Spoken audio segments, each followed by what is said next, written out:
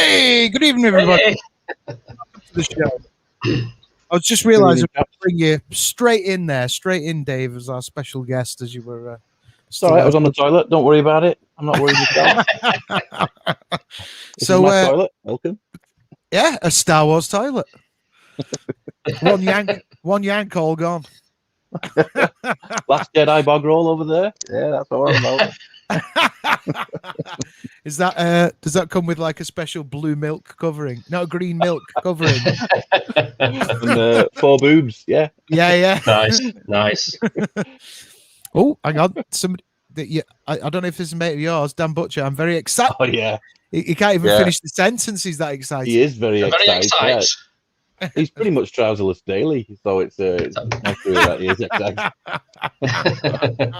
Very Borat. I'm very excited. High five. He is very excited. Like. Do you know what? In fact, we were going to start a special guest, but I think I'm going to switch things up. I think we should do this first, Dave, because I want to just rap about Star Wars first. So, Are we starting it off? No, you mean it. See, I get you. Okay. Yeah, we're gonna do this first instead.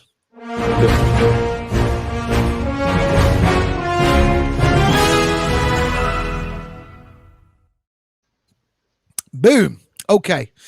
So, Dave, as everyone may or may not know out there, you're a very good artist, and you've focused a bit on Star Wars. You're a Star Wars fan, but what was your where did the interest in Star Wars start? What's your earliest memories of Star Wars? Was it at the cinema? Was it at TV? Was it the toys? Or it was like pretty much like most people my age, because I am older than time. I think I hit it. You've not got the grey hair yet. Let me, mate. Wait till you get the grey stuff on your back, then you can give us a call, right? Anyway, so the Star Wars. Probably hit it at the right age. I was born 72, so Star Wars rocked up, and I was in primary school, and Sean Ginnelly at school said he'd seen it, and that they turned Princess Leia inside out, and something else. But I didn't believe him because his breath always stunk of sick. You had that sort of like you had that playground rumor thing going on, where people were saying stuff about a film that you'd only just heard about. Yeah. And the only images you were seeing were like Vader's face. R2 and 3PO on the Muppet Show, or on Blue Peter or something. So I was in it right from day one. And I know I think I've noticed doing all the cons that I do and talking to fans and stuff is everybody who loves Star Wars feels like they own it. They all have this sort of connection to it where they think it's mine, really. This, because I found it in my own way. Yeah, and it's a lovely thing to have because everybody has their own version of it. Everyone's got their tale of how they come into it and stuff like that. And I suppose mine's very similar to everyone else's, but again, it's my story. So it's just, my dad took me up to the Odeon in Liverpool to see the first one. I was probably a bit young to actually remember seeing it, but everything around it was just fever pitch at school. Everyone wanted to be Han Solo and Darth Vader and whatever else, without knowing anything about who they all were, Yeah. And then, of course, after that, you had. I'm trying to do this thing with my lad at the minute. My lad's 4, going on to 5, later this year, and he's only ever seen the actual first. Episode 4. He's only ever seen that, and what I want to do is, I should just let him watch it whatever he wants, and he'll probably find his own version of Star Wars further down the line. But I'm doing this thing where I'm giving him a few years to play with the idea before he gets anywhere near Empire, because. I was whatever I was. What was I? 46, 7, 8, maybe something. I don't know. When Empire popped up, I was old enough to get that shock at the spoiler point where something happened. The dad. So I know it's not. I know it's ideal. Everyone's got it in their head that the kid's gonna go through the same thing. But I'm trying my best to do it by not giving him anything else. That's really cool, though, that he'll almost get to do it in the same real time that you got to do it in. Well, I'm hoping so, because he's got reliving that excitement. Yeah, he's got a few Star Wars toys and stuff, but they're all like he loves free. He calls him. He thinks the whole film is about him and everyone else is his mate. because the film. Well, it's almost right, It kind of is because the film starts with him and his pal. You know, Yeah. and I'm showing him, like, saying, look, son, this is Luke Skywalker. He's like the central character around which everything flows. And he's going, no, that's Free Field's mate. And I'm like, I suppose you're right, really. Yeah. So Brilliant. I'm not, you know, I'm not one of those dads who's trying to force Star Wars onto their kid and, you know, have them choke on it. But I'm trying to at least give him a similar experience of waiting a couple of years of just swimming in that film and everything around it for a while and just enjoying it and then moving on to another bigger story, you know. Yeah. So cool. I had that myself. My dad and me and my brothers were getting the figures and whatever else. And then apparently when Empire came out and he took me on I think it was the third or fourth viewing, he had to take me out because I kept saying, got him, not got him. I was just going through everyone, like, you know, and ticking my list. Need, yeah. So, yeah, exactly, yeah. So after A New Hope, or well, we just call it Star Wars here because that's what it was when Star Wars. That's what it was when we were kids. So, Yeah. So your first experience of that, obviously, you swept up with it. What was like? What were the key things you picked out? Like, what was your favorite character or favorite scene or landscape? Or I mean, it was Chewie for me, Chewie and R2, because they were my first two figures. We were down in Caerphilly, I think it was, in Wales. Never pronounced that right, but we used to go down there for holidays a lot when I was a kid. There was a little toy shop in the middle of town there, and my dad found some Star Wars figures, and that was it. I got Chewie and R2. So those were my favourites because I was playing with them at the same time as going to see the film again, if that makes sense, you know. Yeah. But it was the whole thing. I mean, I suppose my favourite stuff at the time is still my favourite stuff. I still get the goosebump when Luke turns off his targeting computer and the music kicks in. Yes. It's all the good stuff, you know. And I think there's, like, again, another thing I've learned over many years of talking to people who have different views on this stuff. You know, they enjoy some films, they don't like others. Each to their own. They've all got to find their own little bit of magic in it, you know. I remember having not an argument, but I upset this young girl once at the table because I was just saying that Ghostbusters, the remake thing, and I just went off on one about everything they got wrong. You know, why the guy putting his hands over his eyes when something's too loud is just not funny. It was one of the worst films of all time. But anyway, go on. It was terrible. And it was not for the reasons that everyone was being accused of putting it down for. It stood on the shoulders of the other film, and it didn't need to. I laughed my ass off for the first, like, 3/4 of an hour of it. I thought the first bit was just great. It was really in keeping with what was going on in the last ones. It was funny side characters. It had that guy doing the thing for a while. Oh yes, what was all right, you know. Yeah. And then something kicked in, and they were basically just using the previous films to get all their laughs and all their payoffs to all the stuff they were doing. And by the time that piano, so bizarre. By the time that piano hit the wall and it played when it hit the wall, I just put my hands up in the ceiling and swore my ass off. I said, "What are they doing? Why don't you just go and do your own thing?" What were they thinking? Honestly, from the word go, I just didn't think. I thought, you know, there was a bad idea from the start. And I mean, you know, but because it was like they were like it's a reboot, but then they were like, you know, the original cast are going to be in it. Yeah, and they're making. But they're not playing the original characters, so just a bad idea. Yeah. Why would you do that? And then if you're going to come up with a new origin story, make it better than the original, and that was shit. You know, and everything was just, and like it was, you know, they'd obviously tried to shoot it gritty, and then they turned up all the contrasts because they realized that's probably not going to work for a comedy. They did. So I mean, it looked really garish, and I thought my TV was on the blink. I was watching. I was like, these colours are a bit. What's going on here? You know, but no, it's. We didn't have mushrooms for tea, did we, love? No, it was. That's what it was like. But my point being, I'm going to go. Anyway, I'm going to go totally against everything we just said now. Yeah, we're going against everything we just said now. But basically, there was a little girl at the table who really enjoyed it. Yeah, sure. And I went la la la, and I said, and it's crap because of this and the stupid ghost at the end, the copy and everything, Yeah. And I just saw her face drop, and I thought, oh Jesus, I've just swept the knee, of a 10-year-old who really enjoyed a thing. Yeah. I don't particularly remember anyone doing that to me when I was a kid, and I thought, Is that right? Yeah.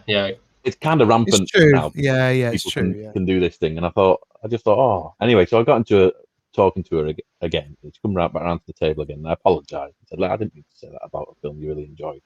I said, I've got my reasons, but I should have kept it out. Sure, I should have just let you enjoy it. I didn't realize you liked it. Each to their own, basically, isn't it? And she said that back to me, and I thought, oh, getting schooled by a 10-year-old. She's more polite than I am. But it did make me realize that people come in and out of Star Wars at all ages. I distinctly remember freaking out listening to a guy on a podcast because he'd said that Phantom Menace was his first Star Wars film, because he was at that same age I was when I first saw Star Wars. Yeah. So it kind of made sense that it would be for him. Not everybody in the world's my age and went through what I did. No. So it gave me a bit of an appreciation of like people are coming at it from all angles, and if my lad who's 4 years old, who was born, in the realm of whatever Disney's doing, if he can enjoy Star Wars, then great. If he doesn't, fine. But if anyone gets into it in any way they want, then good. If a kid's got Star Wars socks on and it's the new Falcon with the square dish, I'm fine with that. Let him have it because he's still into Star Wars. You know what I mean? Yeah. I'm not fine with that, Dave. Why do you think I brought it up? I know you're not fine with that. Yeah, I was waiting for it. You know how much I hate that film, don't you? Anyway, go.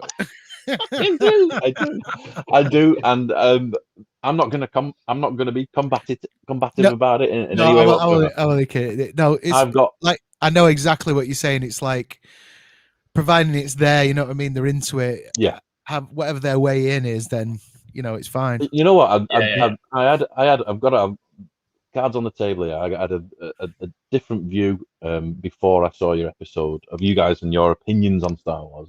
Before I saw the your last one with what's his name? Ruin the man, baby. Ruin the man, baby. Yeah. It proper made me laugh. I really enjoyed him. Right? And I enjoyed what you were. Yeah, I enjoyed what you were talking about, because it's taken something that people like yourselves do feel passionate about. Like, I don't get me wrong. I have mates who are in and out of me messages all the time saying, "Have you seen it? Would you think it was rubbish?" And I've said the same thing to all of them. You could write Star Wars on a nettle and I'd watch it for 9 hours. I'm in. I cannot be out. Right. So all I can do is give you shades of appreciation for things. Yeah. I can't say to you that whatever this new Obi-Wan series is going to be like, I don't care. I'm watching it. It's Star Wars. I'm going to watch it. We'll all watch it. We'll all watch it, and I'm sure it'll be good. I'm sure. Yeah. And what I enjoyed with that last show with Man Baby was just having fun with your opinion on it and getting on with it. You know what I mean? Yeah. Not sort of using it to knock someone down or anything. Just laughing about the things. No, and we'll never do that. I mean, if anybody watching this, if you love The Last Jedi, if you love Solo, you're welcome here. It's obviously we've got our opinions and we'll talk to you about it on a level. We're not going to shout you down. Yeah, and I thought you guys did really good with it. I thought I really enjoyed that conversation, because it's just funny. It's just funny, seeing like somebody who's so passionate about something. Get passionate about it. I have a mate who he messages me all the time. He's a big Marvel fan, and you really need to know what I think of Falcon and Winter Soldier the second it's finished and all that kind of stuff. So we have these debates back and forth, and we can say, I really enjoyed that one. I didn't enjoy that. I despised the first few episodes of WandaVision because I just thought it was lazy. But he's like, what's going on? More invested. Yeah, he was more invested, and that I think that's where part of the joy of everyone owning Star Wars comes from, because they're all coming at it from a different angle. They're all, everyone's got this love of it or a hate of it, but all of it's good because it's all talking about the same thing, Yeah, well, that was, we've tried to, I don't think we've never done the kind of slating people for liking what they like or whatever their corner of it is, because, we're all. People can like what they like. I've always said like Star Wars in general is a family anyway. It's like that's how I've met people like you. I've met both of us have met and become friends with people from the cast, and and we're in touch with other autograph hunters or art collectors or toy collectors, all because of this one thing that we never would have known about these people. I met Paul Ship because of Star Wars, because of Harrison Ford, because of fighting over magazine with him. All of these things, it's a big umbrella under which we have all met and got in touch and created a community. So for me, that's always been a wonderful thing, and I don't want to jump on that. Our only thing has only ever been like, just because of that doesn't necessarily mean that then we have to say, okay, it's got Star Wars stamped on it, it's automatically good, because of course, of course. That's all it is. I think that's all it is. But before we start kind of going down that kind of rabbit hole, which I'd like to avoid, obviously, from what we're saying. It's like a black hole. That's what I came here for. What are you avoiding it for? That's why I'm here. Get sucked in. It's like, no. We'll go in that black hole in a bit. But it is what you were saying.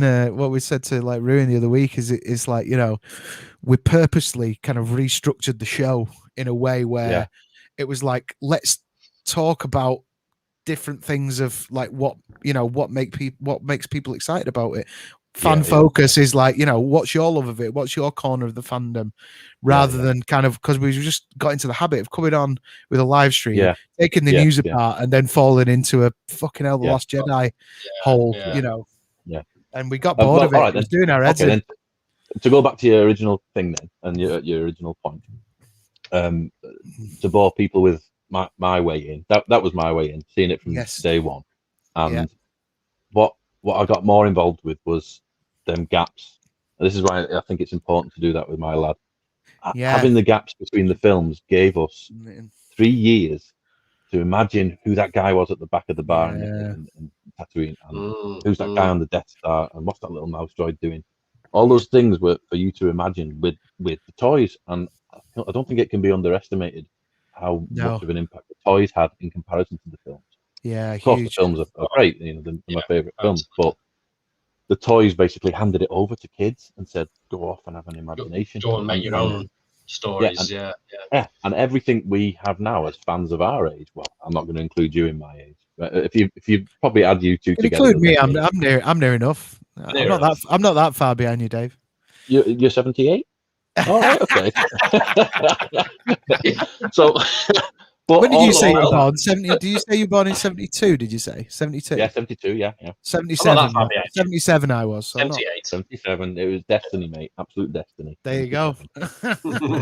Elvis died and Star Wars came out. I am the chosen one. Have you never get that urge for cheeseburgers in the middle of the night in karate? Always, mate. Always. I'm literally 3 stone heavier than I should be. Me too. I think I've put the camera like this. The bottom half of me looks like someone's just gone down my throat, like a duck. If only I could mount my camera any higher than it is now, so I could get that MySpace. Tom turning around like that. No, cleavage in shot. so that gap, I think, was absolutely imperative when we were kids, and it's a really good point.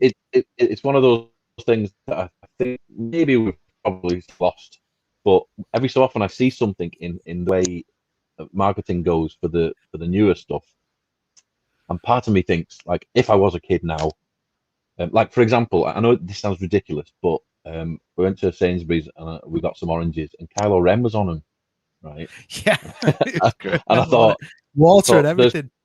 I said, there's Kylo Ren on some oranges. That's nice. And a couple of days later, I was looking through, like, somebody posted some old ads, from like newspapers, comics, and that when I was a kid. Yeah. I forgot that Darth Vader's face was everywhere when I was a kid. Yeah. And it wasn't just he wasn't just in the toy shops. He was in like film magazines. He was in comics. He was on T-shirts. He was on badges. I found some of my badges the other day upstairs in the loft, like Darth Vader lives, the blue one. And I thought he was, as much as they could do it there, they were marketing the hell out of Vader's face. And in a way that it was mirroring what they were doing now with, like, he's on pajamas. He's in every VHS and Yeah. he's everywhere. And I kind of thought, a kid now, and there was even an advert where they were playing with figures and stuff like that, and a voiceover said, "Oh no, it's Kylo Ren," right? And I thought that is cheesy as biz, but I bet you a kid now would go nuts for that. It's something.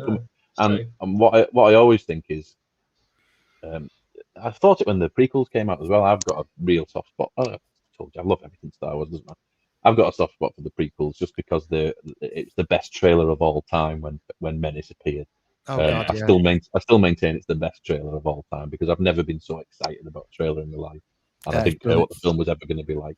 And you had to download it on dial-up for like a week to be able to watch it. Me and two lads in the office in the signwriting place just crowded around an old iMac waiting for 45 minutes and saying, "Oh, look, he's got a lightsaber. It's going to be with it. No, it's got two blades." It took friggin' ages for that other blade to come out. We were, oh! But yeah, all of that magic about the way they come out and the way they're treated and the way they're thrown at like the young crowd and stuff. There's something nice about that. And if they get swept up in it, great, because they weren't around when I was that age, so they're around now. Do you think the newest ones were a little bit rushed because they didn't have that sort of massive gap? Not so bad. Yeah, I think I mean everything about the new ones was a rushed and a bit of a missed opportunity in terms of that bigger story. I think there's loads. I think there's loads of good in them, and in many ways the heart was in the right place. And if Sam's watching this now, the first female stormtrooper, she was the best thing in all of them, right? You know. But the thing is, I don't mind. I don't have like a sort of like a black and white thing about them. I see good bits in them, and it's Star Wars, so I'm always going to go back. The only thing of Star Wars, I wish I was like you. I do. I really do. I wish I wasn't. Look, it's costing me a pig in fortune.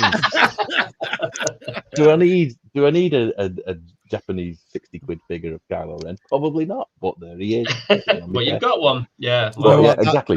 That's the one positive thing I think for me was that, like, I literally bought all of the Han Solo stuff. And then, and then I was just like, no, just stick to OT, man. Stick to OT. And I've always been strict with that. My autographs are all OT. I've maybe got a couple of prequel ones that I was given or something, you know. Yeah.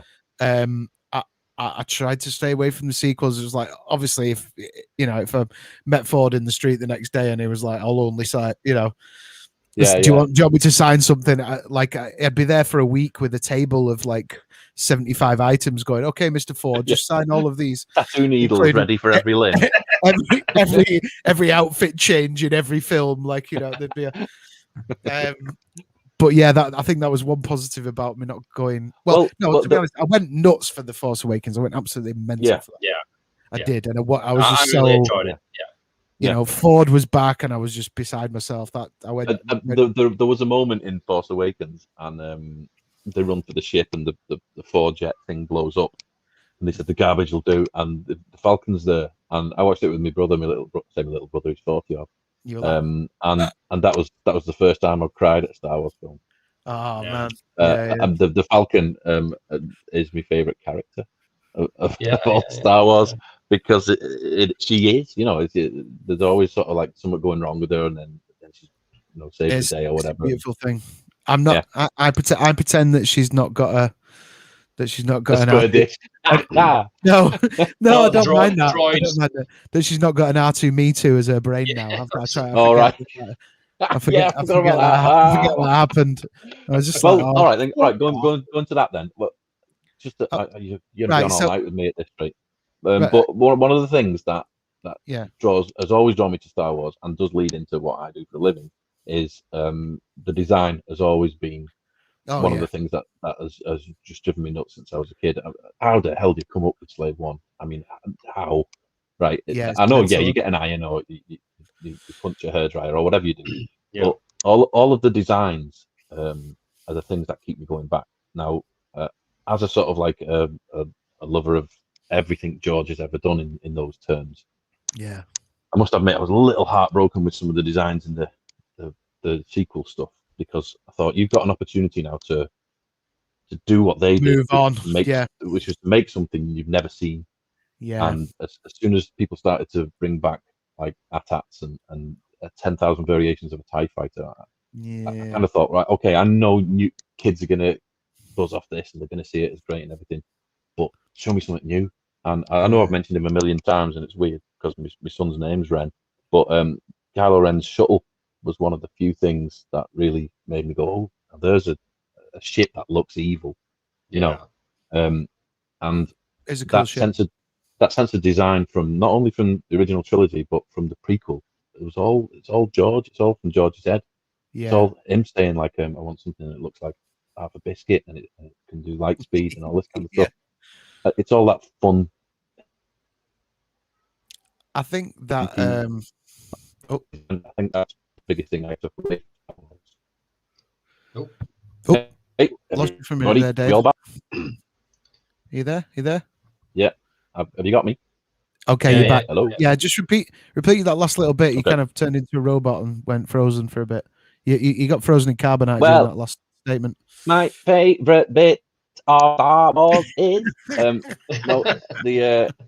it's one of the things I enjoy most is the design, and it's one of those things for everything: creatures, costumes, environments, ships, for everything. It was just better than anything that had come before it. I think that is funny you should touch on that, because I think that was one of the things that George himself cited about. I think even before they'd started making the sequels was because they just like said, we're not using your stuff, we're just going forward. And then kind of once he'd seen what they were doing, he was like, that was his main disappointment, was like, they've done nothing new. You're not broken any new ground or moved things forward kind of in a way. Because like you say, it was one thing I remember before the prequels came out, or maybe it was just after I'd seen them. That was one thing that confused me. I was like, why does everything look so much nicer and shinier and sleeker and stuff than the Rebellion? But then I was like, because the Rebellion, it's like they're using old knackered gear and it's been around, and this is. Oh, sorry, you're talking about the prequels here. Yeah, and I was like, this is. I was like, this is the originals. This isn't the glory period anymore. Okay, that makes sense. At first, I was like, this doesn't make any sense, but then once you put it together and like you say, I love some of the Amidala's silver. What was that called? It's like a the Star Cruiser thing, whatever. Yeah, it looks like a it's like a Mercedes or polished something. chrome. Yeah. Now there's a concept art book for episode 1, and it's all like sort of Doug Chang. My favorite. Yeah, Doug Chang and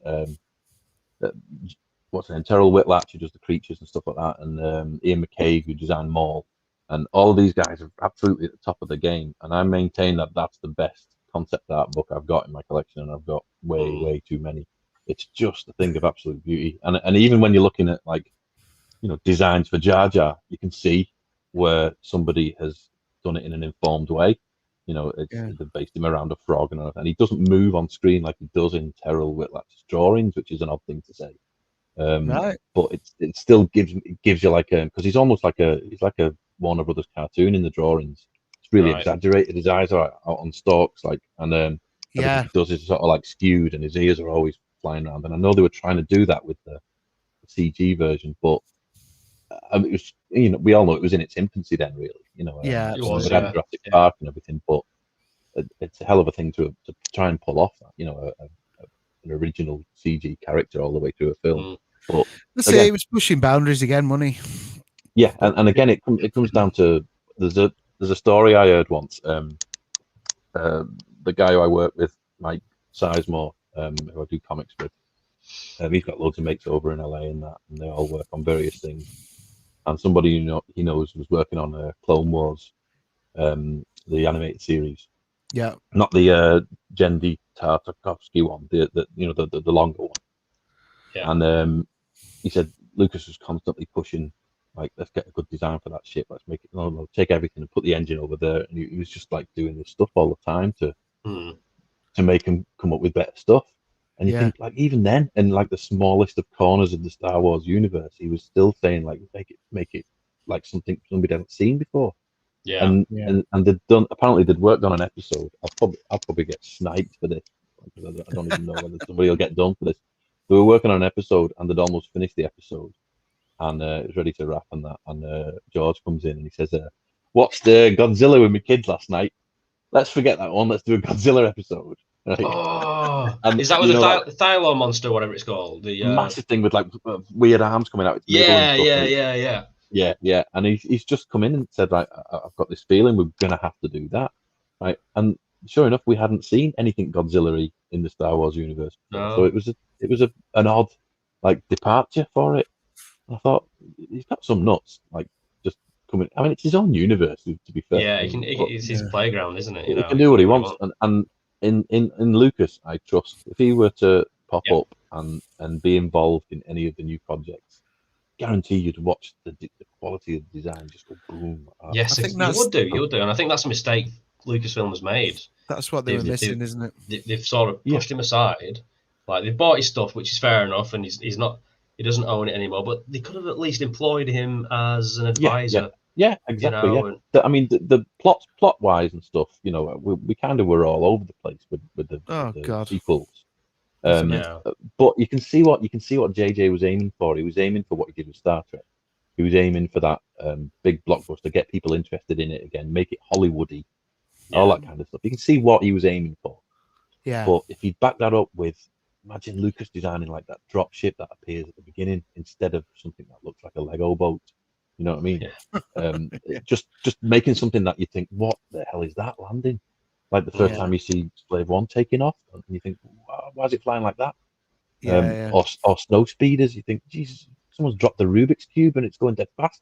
Just these brilliant design ideas that make your jaw drop as you're in the middle of like what is a pretty bog standard story when you think about it. Because even the original trilogy treads ground that we've seen before in movies. Oh, but sure, just did it in just such a good way. Yeah, elevates everything. Yeah. So anyway, did you? No, that's all good. So did you manage to like pick a favorite out of the original trilogy after you'd seen them all, or were you just like, I just love all of it? What's your favorite? For me, the original is my favorite. Yeah. I've got a massive, ridiculous, I can't even put into words, love for all three of the original trilogy. But if I'm really honest, my heart belongs to Star Wars because it still does everything it did to, like back then. I'm gonna upset a lot of people here with my second choice. It's Jedi. Fair enough. Right. I admire and love, and as an adult can see why Empire is chosen by everybody else as the best of Star Wars films. Sure. It probably is, right? Plot wise and everything else, it's the best Star Wars film. But for the sheer enjoyment of me sitting down and putting the film on, I wore Star Wars and Jedi out as a kid. Yeah. Well, I mean, I'm with you. I did as well. Matt's 100% with you. Yeah, I mean, I think it's an age thing because by the time I was aware of Star Wars, it was Jedi. That was the big movie at the time. Yeah. You know, so that was the toys, that was the advertising, that was me getting into it. So I guess that's a standout movie for me. But obviously, well, you see, what you've got to remember as a kid of my age, we had Star Wars and we had a few years off, and everyone was playing Star Wars, and then Empire come along, and nobody understood why we were feeling sad at the end because we were all still little, and we're like, what's going on? He said he was his dad, but nobody actually knows. And one thing you forget is the playground for 3 years we're all saying, is he his dad or what? Is he lying? Yeah. And then Stephen McCarthy gets the Alan Dean Foster novel and comes into school with it and shows us the photos in the middle and all this. And we're saying, mate, are you gonna tell us what the hell's going on? Come on, Steve, Jesus Christ. And he says, yes, Darth Vader is his dad. And we were like, what? No. What? Because for 3 years we didn't know. No, you know, when you're way younger than me, you can watch all the films at once. You don't have to wait 3 years. That's right. That's true. 3 years playing with 4 Lom and Zuckus in the wrong boxes, and we still didn't know whether Darth Vader was telling the truth or not. Yeah. And Yeah. he was.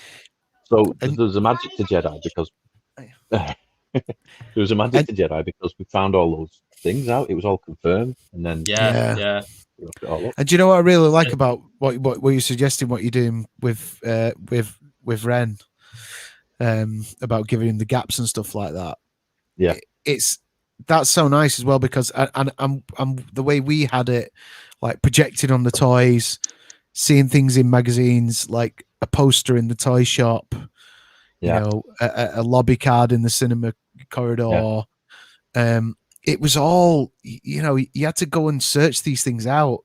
And that's, you know, and I think that's, it is a downside for kids now, is it's just all so available, and it's like, accessible. I just need to, I can watch that scene at your fingertips tomorrow on the YouTube like 5 minutes over and over again. And it was like, we were, you know, it was like treasure back then, wasn't it? It's like, oh gold. yeah, it was. You can't really describe it, can you? I youth. I know, and so I know it makes me, it does age me. You know, it does. Saying these things back in the day, it was all it ages. When I were a lad. But it was. I think it was better when you had to dig for everything. It was more fun. Yeah, and you really did. You know, nobody knew who Boba Fett was. You know, we'd literally seen an advert for him in a magazine, and saying, "Oh, why is that?" I thought those were his eyes, those 2 round things there on his helmet. I thought, what's this?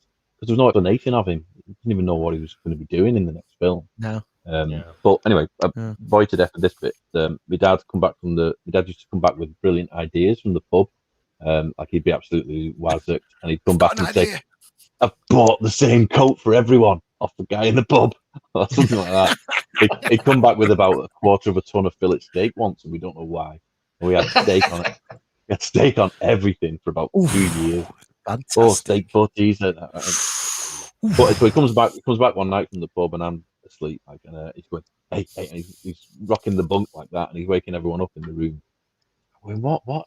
And he's like, get up, and my mum goes, what? And what are you doing, Joe? And he's like, he's rocking the bed like this, and he goes, I'm gonna give us a clue. I said, Dad, I'm up for school tomorrow, and he's going, I'm gonna give us a clue. And he started doing the charades, and he started acting out a book and a film and all this stuff, and he acted out Star Wars, Empire, Jedi, and Raiders of the Lost Ark. Right? I said, that's brilliant, Dad. What a brilliant game! Like to go back to bed at 1 a.m. to like your 12-year-old son or whatever it is, and he went, and I've got them all on these tapes, right? And he got 2 tapes. Yes! Now, bear in mind, this is before, like, you know, Star Wars was available anyway. You could get it on Laserdisc, apparently. Yeah. He got pirate versions of Star Wars, Empire, Jedi, and Raiders, and they were split over these 2 tapes. Right, fantastic. So there's all sort of like squirrely bits in the middle of it where they missed a couple of minutes where someone got a bigger camcorder out and got the battery going. Yeah. And I remember seeing ET like that. Yeah. Pitch black. ET in pitch black. Yeah, everyone on our estate all watched ET, like in someone's house, because like that tape was going around at the time. So every time you did a copy, like it degraded a bit. So there's still bits in Jedi that I go, ooh, I never saw this bit. I still feel that way when Luke chops the veins off the front of the speeder bike, because that bit was cut out when I had my tape. But those tapes were just worn to bits. I know those bits. I know those bits you're talking about. It's so funny because when anything like that, like I had I don't know, like VHS was so brilliant if it was like recorded off telly or something else, because not only were you like retaining the film, you would retain. This is the bit where the tape screws up. This is like the advert. Like you remember, you know, you're trying to pause the adverts and the Castro GTX advert, the Castro GTX advert with the little mouse is coming next. And then, all these the bit where Lee is in the Ewok village, the bit where Lee is in the Ewok village, and he asks her about her mother, and she says, you know, I know somehow I've always known. And that's what happens in the tape. And every time you remembered that all this time. Yeah, and every time I see her in some kind of HD version or something, I'm like, oh no, she says it right. Your brain's doing this thing where she's supposed to go. Yeah, yeah, I'm slowing it down. I remember we had the best one, and it was like the tail end half of Alien. Right. So I saw it. I only ever saw Alien from like her trying to escape the ship with the cat, like that bit, and her pressing the things down to explode the ship. So it was that, and then it went into about a third into Never Give a Sucker an Even Break with W.C. Fields, like right, okay. And I knew all the adverts in between. I mean, I don't know if you've ever watched it, W.C. Fields. That's one of the right. My dad's really old, so I know Lauren Hardy, W.C. Fields. Oh yeah, Lauren Hardy. Gracie Fields. Harold Lloyd, all that stuff. But it's funny what you remember, isn't it? All the adverts and that Kinder advert that used to scare the shit out of everybody. Remember the evil sticky? Yeah, Scrabbly. Yeah, that was brilliant. Terrifying. Yeah. Those I were think the days, one of my memories of a pirate tape was Jurassic Park when that first before it came out. Yeah, sure it wasn't Jurassic Park. Jurassic Park might have been. I don't know. Couldn't see it that well anyway, but bought it from a lad from school for £1. Emran, I remembered his name, and it was a terrible copy, but I played it over and over again. Oh man, yeah. One of my favorite, well, apart from the Star Wars one of my favorite dodgy tape experiences is my mate handed me the Blair Witch Project. I'd never heard of it, and he just said, "Watch that." He never told me anything about it. I didn't know anything about it whatsoever. He didn't say, "I found this in the woods." It might as well have been. It might as well have been because he handed it to me on a natty tape. So I stick this thing in, and there's nothing to explain that this is not a documentary. Right. You know what I mean? So I put it in, and I'm like watching this thing, going, "Oh, ooh, all right." So I think I might have been one of the 12 people in the world who actually got to see that film and experience it in the way it's probably meant to be seen. Yeah, that's super cool. Because there's a few points where I had to pause it, and I'm looking at the girl I was with at the time, going, "Is this for real? Is this legit?" Because again, I the police. I mean, I know it feels like it was only a few years ago, but there wasn't much else at the time that was doing. No, it was. It's a new concept, isn't it? Yeah. Yeah, it blew me. I mean, I watched it in the cinema, and even then, it blew my mind because there was all that rumory stuff about, is it for real? Is it? Like, All the PR was based around that. Back in 1999, that's when it was, wasn't it? Yeah. Oh, was that when it was? 1999. It was Menace. We were at college then. Yeah. Yeah, because I remember it being out. Same year as Phantom Menace. I was working in Ireland at the time. That's how I can remember the year. So, okay. Yeah. I remember it because of Phantom Menace.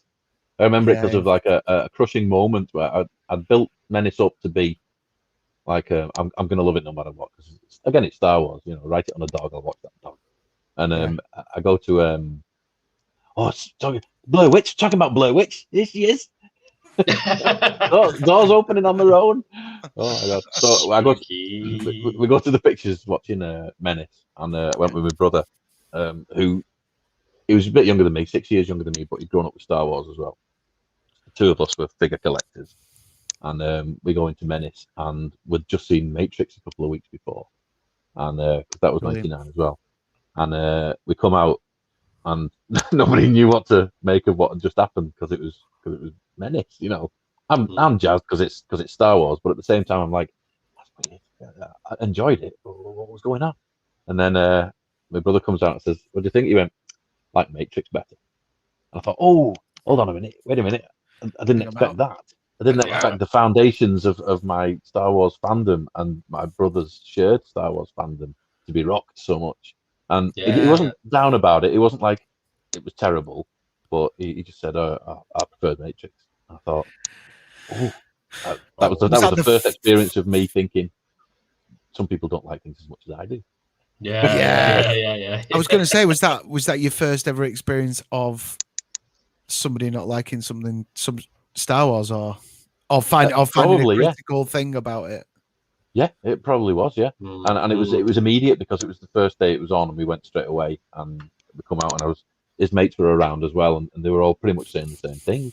And what was your first experience personally then of it, of going? A bit disappointed with that in Star Wars, that is.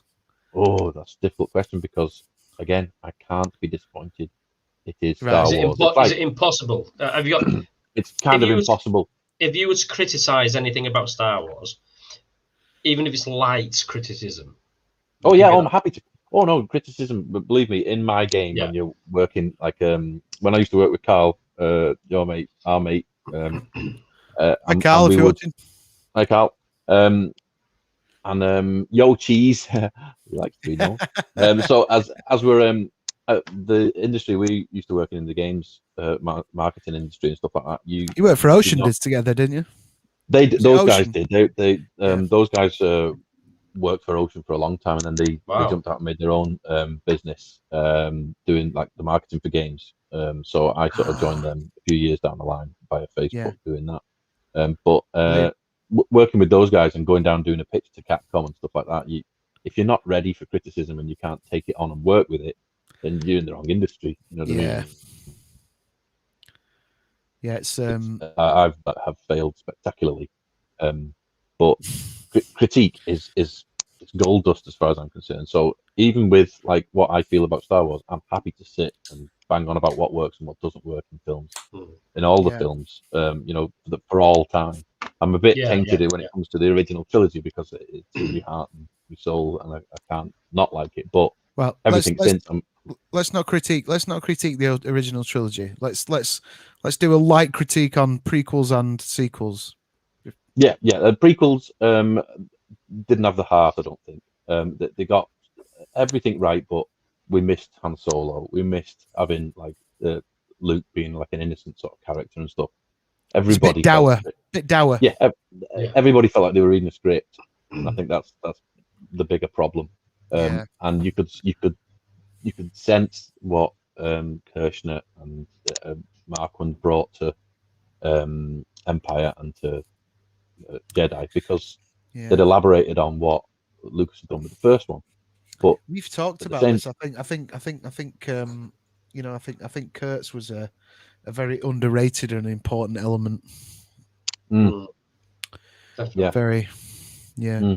Sorry, go on. And no, but that's right. And in terms of the prequels, there was a chemistry missing, wasn't there, between the sort of characters? You're just looking for that chemistry, and you saw them try to reignite it with Obi-Wan and Anakin in like Clones. And I don't know if you're. I've got a real bugbear about this particular thing, and especially with like the amount of stuff we're getting at the minute through like Disney and whoever else, and Marvel and that. I've got a really big thing about people presenting the viewer with stuff that isn't earned. For example, one thing for me is I did enjoy Falcon and Winter Soldier, but one bit I didn't understand was: are we supposed to understand why they don't get on? Are we supposed to understand why they're a squabbling couple? Are we supposed to think it's funny? Are we supposed to know the reasons behind why they're supposed to be this funny squabbling couple? Because all the trailers were all about him saying, "Hey, what's the plan?" and him ignoring him and jumping out the plane and him going. And I think, just like the Falcon and Winter Soldier, that is just like the Falcon. And you think, hang on a minute. No, it's not, because I don't have any history about them. You haven't. I've not actually seen it, but is it one of those where? No, don't get me wrong. Don't get me wrong. It's got, like most things, you know, you can find the good in it. If you're gonna go and see Falcon and Winter Soldier and you want to see it, then you'll probably find good in it. But at the same time, the people who are making these things are throwing things in like that aren't earned. You know, like for example, Han and Chewie sat in the bar in the original trilogy. Then they don't look at each other, right? Chewie brings him up, and he's looking at Ben. He doesn't need to look at Chewie, and there's an understanding that the two of them have got a history. Right? And I know, Paddy, you don't want to know what that history is.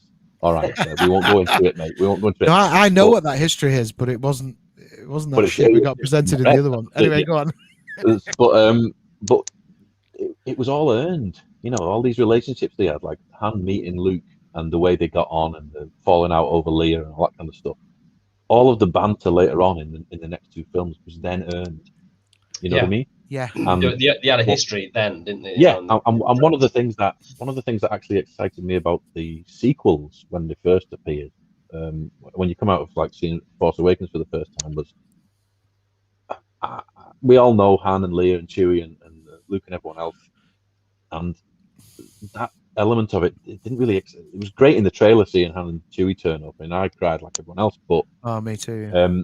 But when they used them in the film, they were doing that thing again. They were doing that thing where you've got this banter between them, and even in Force Awakens, it wasn't written well enough to feel like it was earned. But what I was excited about, what I was interested in, was Rey and Finn's, not necessarily their relationship, but I was dead interested in Finn and the possibility he had. Yeah, so was I. Yeah, definitely. Because this is a stormtrooper who's chosen to quit. We'd never seen that in Star Wars before. It was a brilliant idea. I thought those two characters were the characters would have followed all the way through the trilogy. Do you know what I mean? Yeah, exactly. Yeah, and that excited me because I thought, here we go, something new. Yeah, we're off. Like, this is what Lucas did in the first place. He set up the galaxy, he set up the universe, the galaxy. We all know what it is. And again, it's like I always use The Hobbit as an example. First three films I really enjoyed. The Hobbit films come out, and they basically stretched a small book over a long period of time. Yeah. I didn't mind because I was back in that world. Yeah. I didn't mind it. It felt good watching them go down a stream and barrels and stuff because I didn't care about them, but I was still in Middle Earth. I've still not watched the third one. You need to watch it. I know. I do. You don't need to Billy watch Connolly. it. Come on. Billy Connolly's in it. It's enough. I think he's Billy on a pig, Connolly. isn't he? I think he's on a pig. I think he rides in on a pig. He rides in on a pig, doesn't he? Fantastic. Okay, I'm watching it. Okay. But you know that whole thing of like earning your interest, earning your attention, and earning you being invested in something. Exactly. I get a bit of a that was one of my critiques of the prequels, in that we know what the ending's going to be, so you better do something spectacular with the characters that we know and love now. To make me care about them. And I think they just sort of dropped this thing in of them going, "That was you who fell into that nest of Gundar," if I remember. And I'm like, I said, I know what you're doing, and you're trying to get the Han and Luke thing going. You're trying to get the sort of, I'm the experienced dude, and I'm telling you about this, and you don't know nothing, whatever. But then like Anakin had turn around and say, "I'm thinking about Padme," and you think, right, all right, mate, come on, put your life into it, put some soul into it. And there was just that bit enough missing for me to not connect with the characters, but to just enjoy being in the world. Jumping around different planets and going, seeing Yoda in the council and all that kind of stuff. All of that I thought was great. I think that's where the prequels did hit the mark. The world building was faultless. Massive. Phenomenal. World building. Yeah. And similarly with again with like sequels, I don't connect with them massively, but at the same time, it's in the galaxy I love. So there are a few moments, peppered through the films where I'm pleased with what's going on. I'm really happy to be sat there watching all this. I mean, as much as we look back on it and say, "Oh, it's not like the original trilogy," seeing the Millennium Falcon do a skid on some sand was still frigging brilliant. Oh yeah. I mean, we can all, definitely. And there are moments within everything in the sort of the expanded world of Star Wars. Like Rebels has had a few moments that have given me goosebumps beyond belief. The B-wing. I really enjoyed Rebels. I thought it was a great show. It's I thought it was an absolute blinder. Yeah, I mean, there are. I think I'm ridiculously cursed when it comes to Star Wars because I will watch anything. And I'll enjoy it because it's Star Wars, and I'm probably the holiday special. Well, yeah, I'll watch that. Yeah, and I mean, it's ridiculous, but B. Arthur singing to a big mantis. Another beer, friend. Is that a tear, friend, in your eye? It's stupid as hell, but it's still Star Wars. It's still Star Wars. Yeah. As long as I can see those panels in the back with red and white buttons on them. I'm all right. Yeah. Well, it's funny. I mean, I sat the kids down the other weekend and we watched the Ewok movies. Yes. You know, they're obviously not the best movies in the world, but you know, it's no. Hi guys, it's Endor. You know, Hello, friend. Hello, friend. Is that an Ewok then? You just picked up. I think it's the small fella right at the end of Zoltan, Hound of Dracula, isn't it? it's a Jacka Wow Wow, Jacka Wow Wow, Jacka Wow Wow. Yeah, it's a Jacka Wow Wow. I just always say. Oh right, okay. I thought you said. Oh right, okay. Yeah. I just can't do it without a Wow Wow pedal. I'm afraid I'm physically incapable of doing it. But yeah, I think definitely with the prequels, that was it was almost like, you know, they'd done because they tried to set Ewan McGregor up as like being a little bit kind of couple of gags, but it was like his first gag he dropped was just like clang. It was like it was like, we're right about one thing, Master. The negotiations were short. It was like, you know, and because in general, like, you know, obviously they tried to. You could see what Lucas has done. He'd be like, like, listen, Jedi's are generally quite dour characters, so we've got to surround them by like you know, almost, we've got to put like Watto in there for you know, all that, and we've got to put in Jar Jar Binks for the light relief, and you know, and the kid, woohoo, being all upbeat and everything. You could see what he was trying to do, but it was quite clear that that they'd missed, you know, they'd missed that, like you say, in a bit of sarcasm, banter, blah blah blah, and you know, obviously the critics had picked up on it. And it was obvious that by the second one, they were like, Lucas was like, well, I can't have anyone else in the lead characters who is going to be like that. So I guess I'll just try and throw that in with Obi-Wan and Anakin. Yeah. And like you say, the first scene in the elevator, you're just like, clang. You know, this is kind of awkward. You're right. And it's maybe that's like... maybe that's George himself, you know, being involved with the scripts and stuff. He's functionally moving things on. You know, he's trying to get you to a point where everything slots into place. And I think the prequels themselves, as much as I'll always watch them if they come on, and you know, I've got them there ready to go on the phone just in case. You know, if I'm in a car crash, I'll think, oh right, I've got a couple of hours. Attack of the Clones, you know. But like as much as, like, you know, like he's tried to move things on, the prequels themselves actually did a serious job as to turning me off prequel films. Because part of me thinks, I know that you're building up to a point, and when I know prequels have existed before. Headcanon is always better than. Yeah. This is it.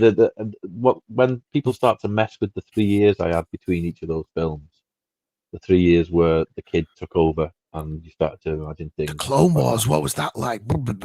Yeah. And to be honest, like the animated series did a pretty damn good job of filling that gap, that Clone Wars gap. You know, I was pretty impressed with a lot of those episodes. There's some stuff in those episodes that I think is an incredible sort of like insight for kids as to, like, you know, how certain things work. There's that episode about slavery. I think it's a two-parter where Obi-Wan gets captured by some slavers, and they explain slavery and why people let themselves become slaves quicker than anything I've ever seen in a history book.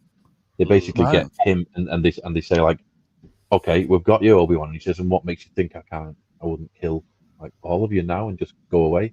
And they said, because if you do, we'll kill them over there. And straight away you thought, he can't do anything. He's trapped. That's why people are slaves. Blackmail, you know, because somebody's willing to do frigging anything to them. And I just thought that was a great sort of like, there's loads of episodes like that worked really well. I thought Clone Wars, like an exploration of that stuff. But like going back to what I was saying there, I think the prequel films turned me off the idea of watching a prequel, because yes, we know the ending, but I can live without knowing absolutely every single build-in detail. Now, one thing that makes me probably quite unpopular at my table when I'm doing comic cons and whatever else is the notion that You say Solo's the best prequel film ever made? Is that? And they all come running. The Piper plays his pipe. Sorry, go on. No, it's that I didn't really click with Rogue One. Didn't you? Wow. No. See, I think some people didn't. You know. No. I don't hear much of that because what I hear, maybe it's the circles I hang around in. I don't know the bubbles I'm in. Yeah. Rogue One tends to be the favorite of the lot. Yeah, and I see it a lot. See a lot of people like saying of all the recent movies, it's the one that people enjoy most. So what didn't do it for you? That's really interesting. Go on. I can see exactly why people love it because it's the closest throwback to the original trilogy that we've got. It's the one that hits the design stuff on the head. OT vehicles. And it's the one that introduces a different type of story. It's the one that says, "Oh, we're going to do, what's the old war film that Force 10 from Navarone in space? Force 10 from Navarone, that type of thing." Yeah, we're going to do the team of people who we don't care about sending on a suicide mission, and they're going to do something, and then they hit you with that ending as well. And again, don't get me wrong, there's loads right with it. I think the design of K2, the droid, is pure Star Wars. It's absolutely right to its core. Yeah, I do like that droid. It's just a lot of it's done so incredibly well, and the Vader scene at the end, forget about it. But it's amazing. But what it did was it hit a few of those I don't need a prequel buttons, and it was right. It was just a few moments of like them bumping into Walrus Man and his mate in the thing. I thought I didn't quite need that. Yeah, extremely on the nose. Like, and they didn't just bump into them; they kicked off. I thought, bit of fan service. You've just pulled me out.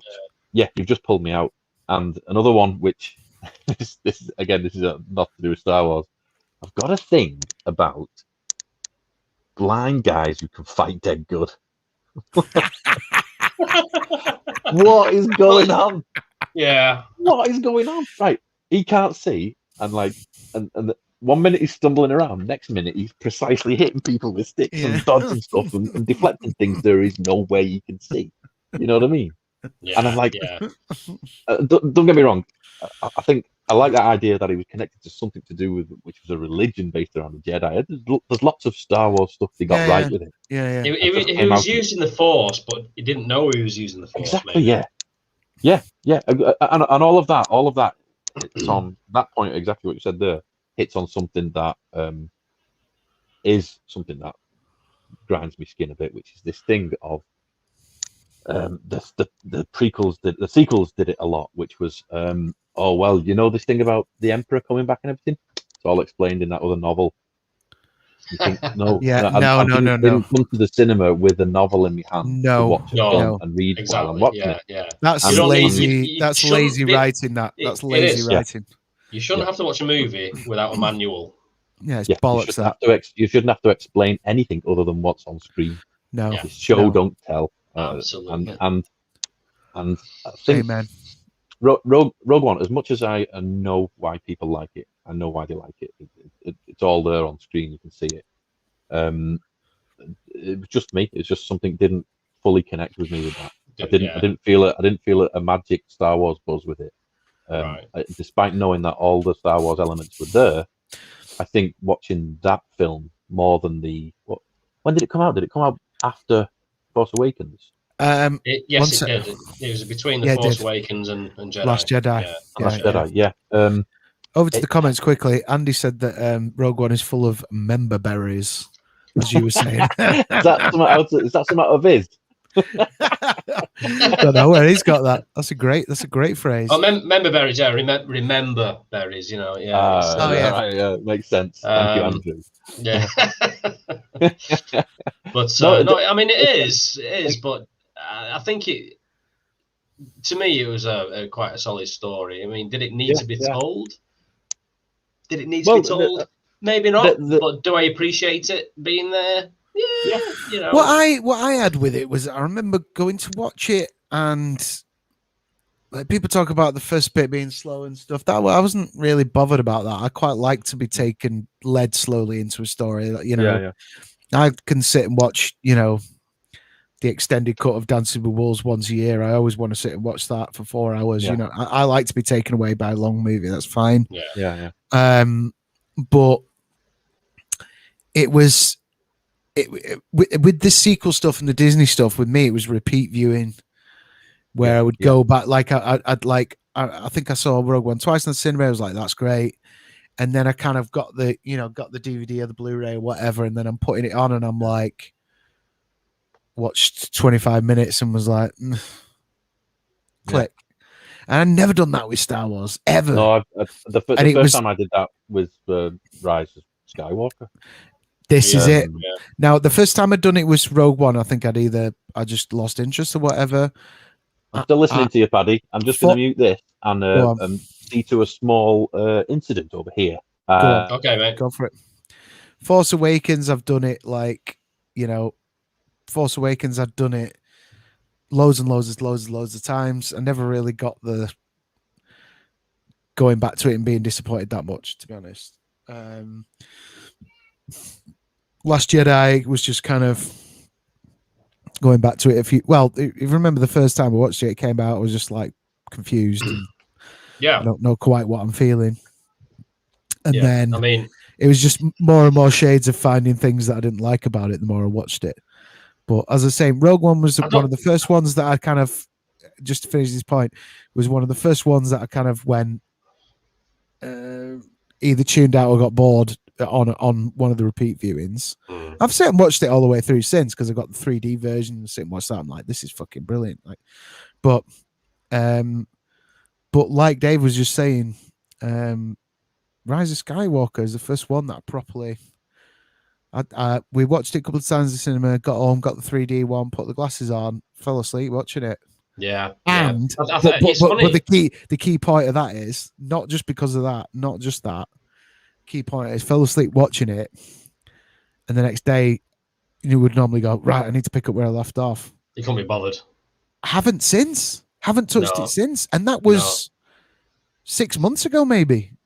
Yeah. I haven't put it back on since. Do you ever get that urge where you'll go past it and you'll see it and go, I'll give it another bash? Yeah, I'm terrible for that. I can't tell you how many times I've watched Prometheus, because the version in my head is better than the one on the disc. Yeah, and that last moment where a girl who's just had an alien taken out of her belly and the head of a robot in a bag steal an alien spaceship to fly up into space to find a god and kick his head in, right? That last moment is so triumphant and so brilliant. Yeah, it offers so much promise for the next thing that I will watch all of Prometheus. With the second one? Yes, exactly. Yeah, another nosedive. I will watch. Oh my word! I first time I saw Prometheus, I was like, meh. And second watch, I did the 3D and everything, and I was like, I like Prometheus. I quite like this now. I like it. This is working for me. The only thing that pissed me off was like that shit landing for 24 hours straight.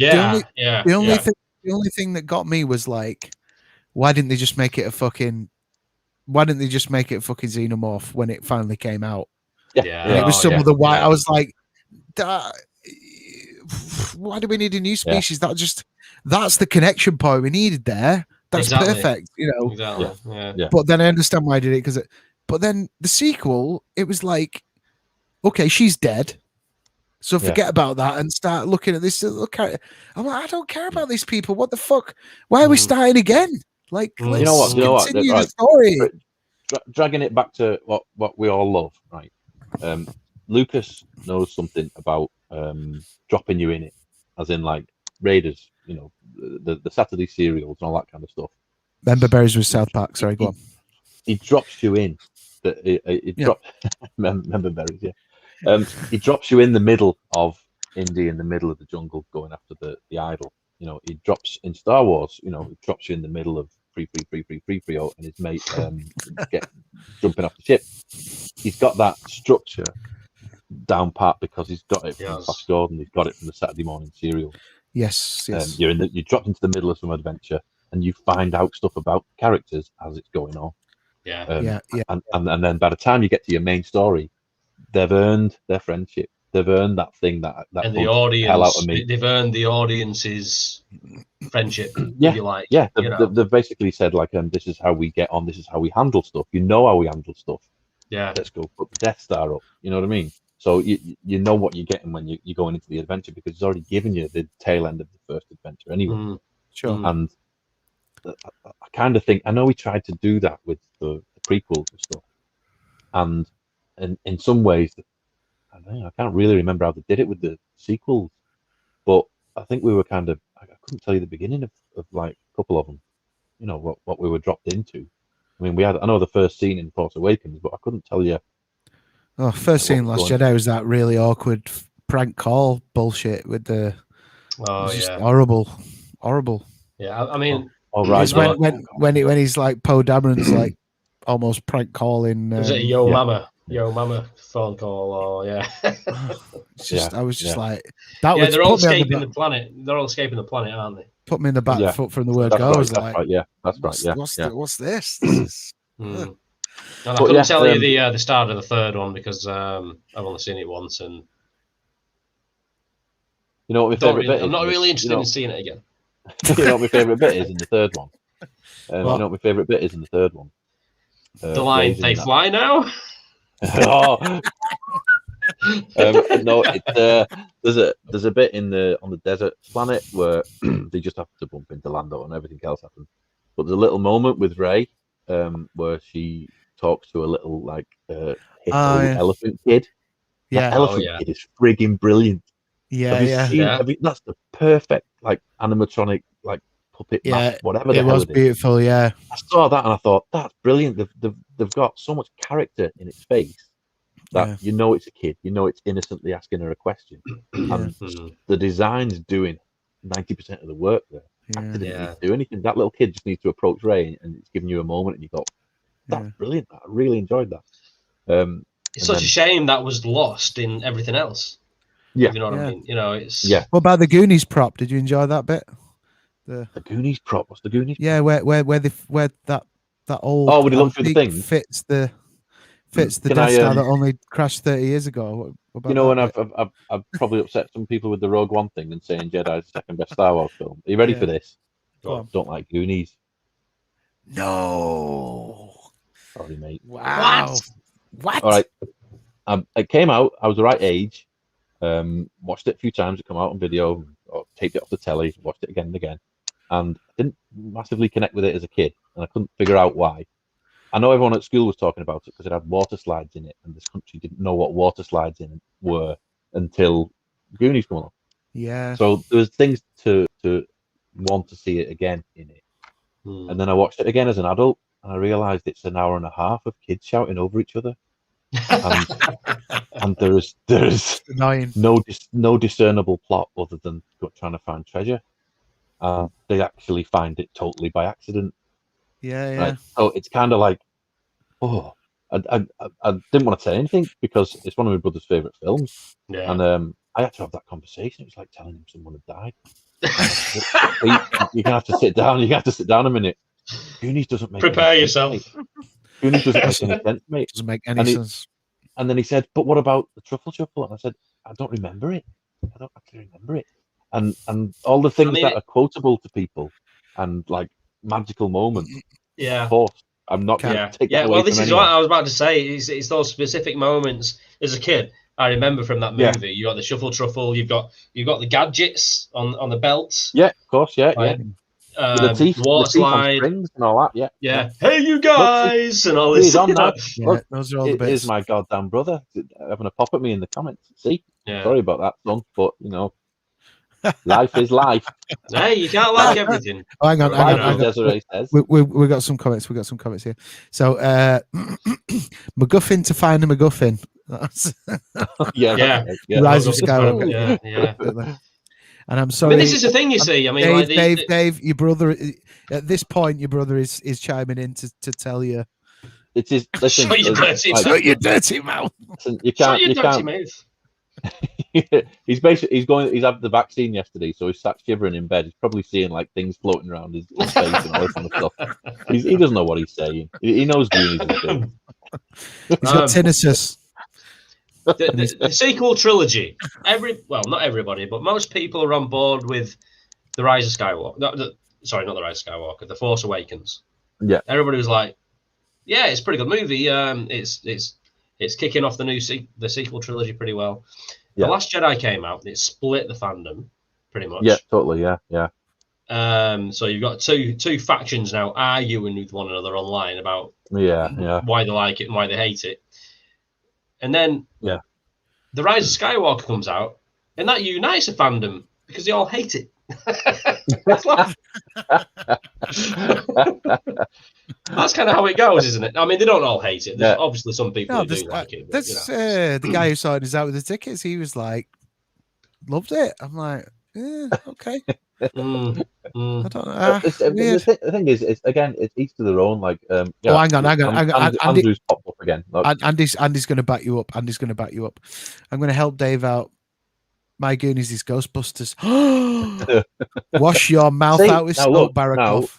What Andrew Barakov has done is he's started an interesting conversation there, and I would happily sit and say what I think works with Ghostbusters, but I'm fascinated to see what he thinks doesn't work.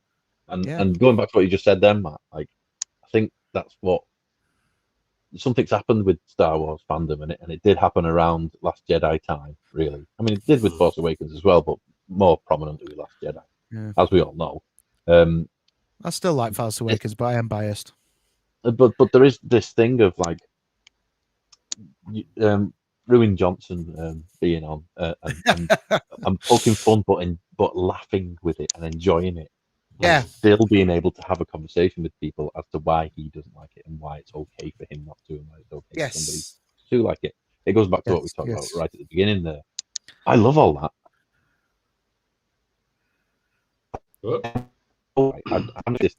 I watched a match once, and it was somebody kicked the ball down one side of the field like that, and then halfway through they swapped, and then they did it the other way.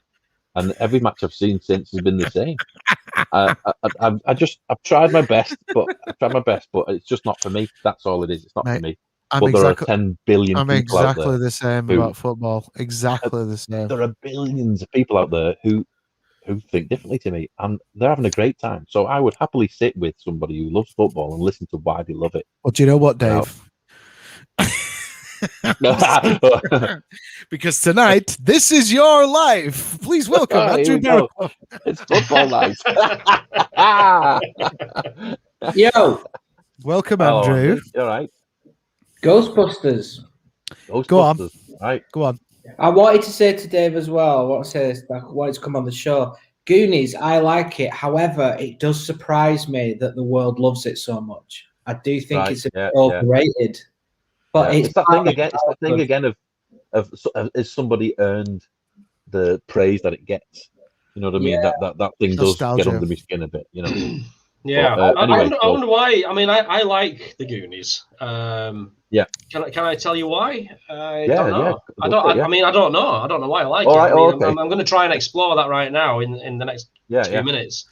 It's just a innocent adventure film, like a bunch of kids about my age at the time, I guess. I might have been a bit younger, actually. I don't know, but I think you projected onto wanting to be those kids that you could. Yeah. You all had your BMXs, and you could go on a proper adventure. And I remember, like, having watched just suburban kids and creating like treasure maps with your mate and dyeing them in tea so you could pretend to be the Goonies. Like I was always Mouth, of course, doing my hair and just never fucking showing up.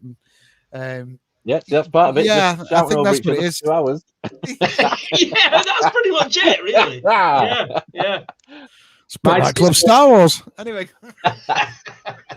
You know when, is it Chuck? Chunk. Yeah. Chunk. Yeah. When Chunk gets kidnapped by the family and the guy is singing like opera in the car. Oh, that's fantastic. Oh, yeah. It's so good. But my sister is terrified of opera because of that film. Because of Goonies. Yeah. Like she hears like the man singing.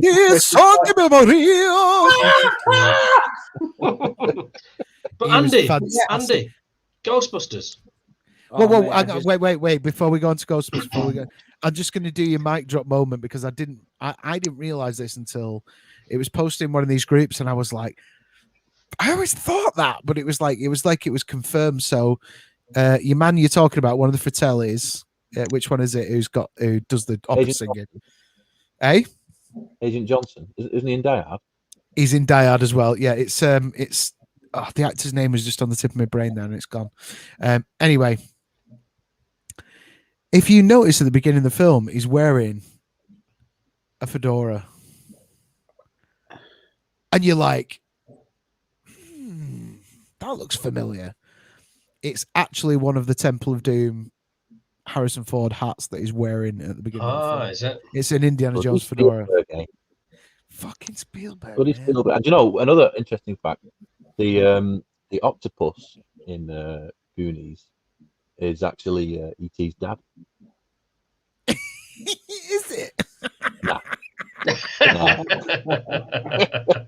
Come on, I want to know why we don't like Ghostbusters. That's what I'm here for. Yeah.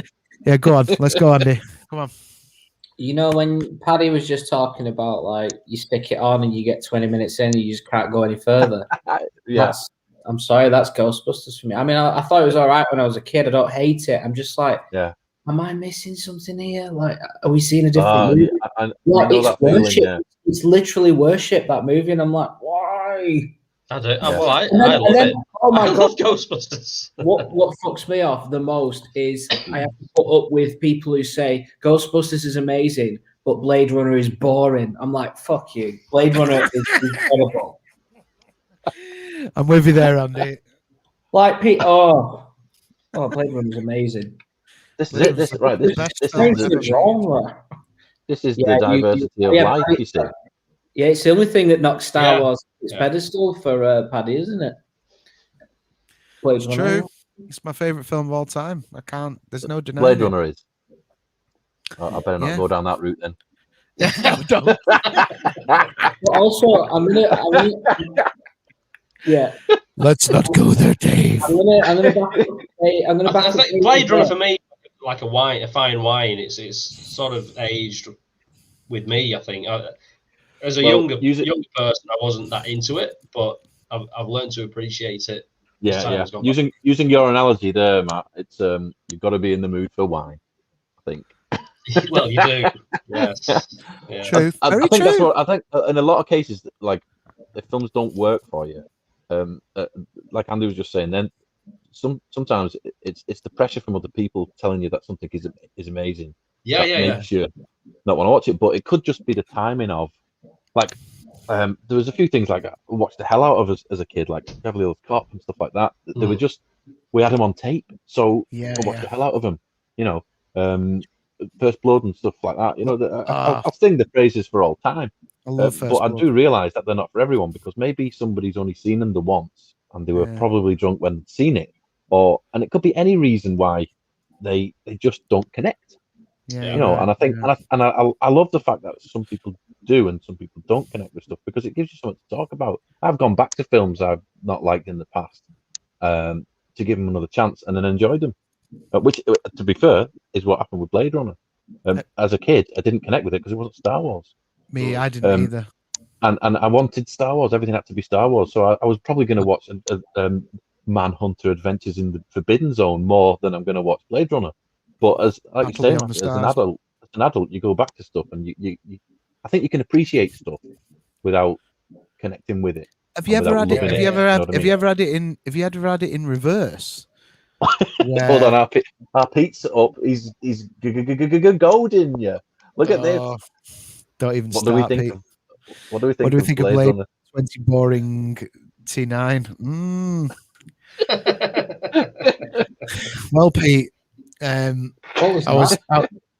was very disappointed that Vangelis wasn't asked back, and with the exception of 2 pieces of music, I was gutted that Zimmer was brought on. So that was one of the downsides for me.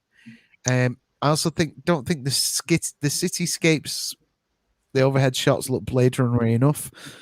But other than that, I fucking loved it. I thought it was beautiful, and you know, I was never convinced about Gosling before that, and I was convinced by Gosling, and I thought Harrison should have been in it more, but I always think that. But you know, he came in at the right time, and his character arc at the end, like him, he's reunited with his daughter, and he just touches the glass. I fucking wept like an infant. Like it was like I was terrified. It's my favorite film of all time. They're going to make a sequel, but I thought it was worthy. I think they did the original. They did the original justice. Like I was terrified, but it wasn't Blues Brothers 2000. No, it definitely wasn't Blues Brothers 2000. No, nothing is. Yeah. Although Blues Brothers 2000, the Battle of the Bands at the end, with the Louisiana Gator Boys, that's basically just like, BB King, Clapton, like that was just like for me, that was just like fucking hell, this is amazing. Yeah. Skip the entire movie, just watch the end. Just watch Clapton and all the old blues boys doing their thing. That was a mega. Bit like Firefox. Skip the whole thing, get to the jet. But this is the thing, isn't it? It's like, but you were so right there, like about showing people these things outside of the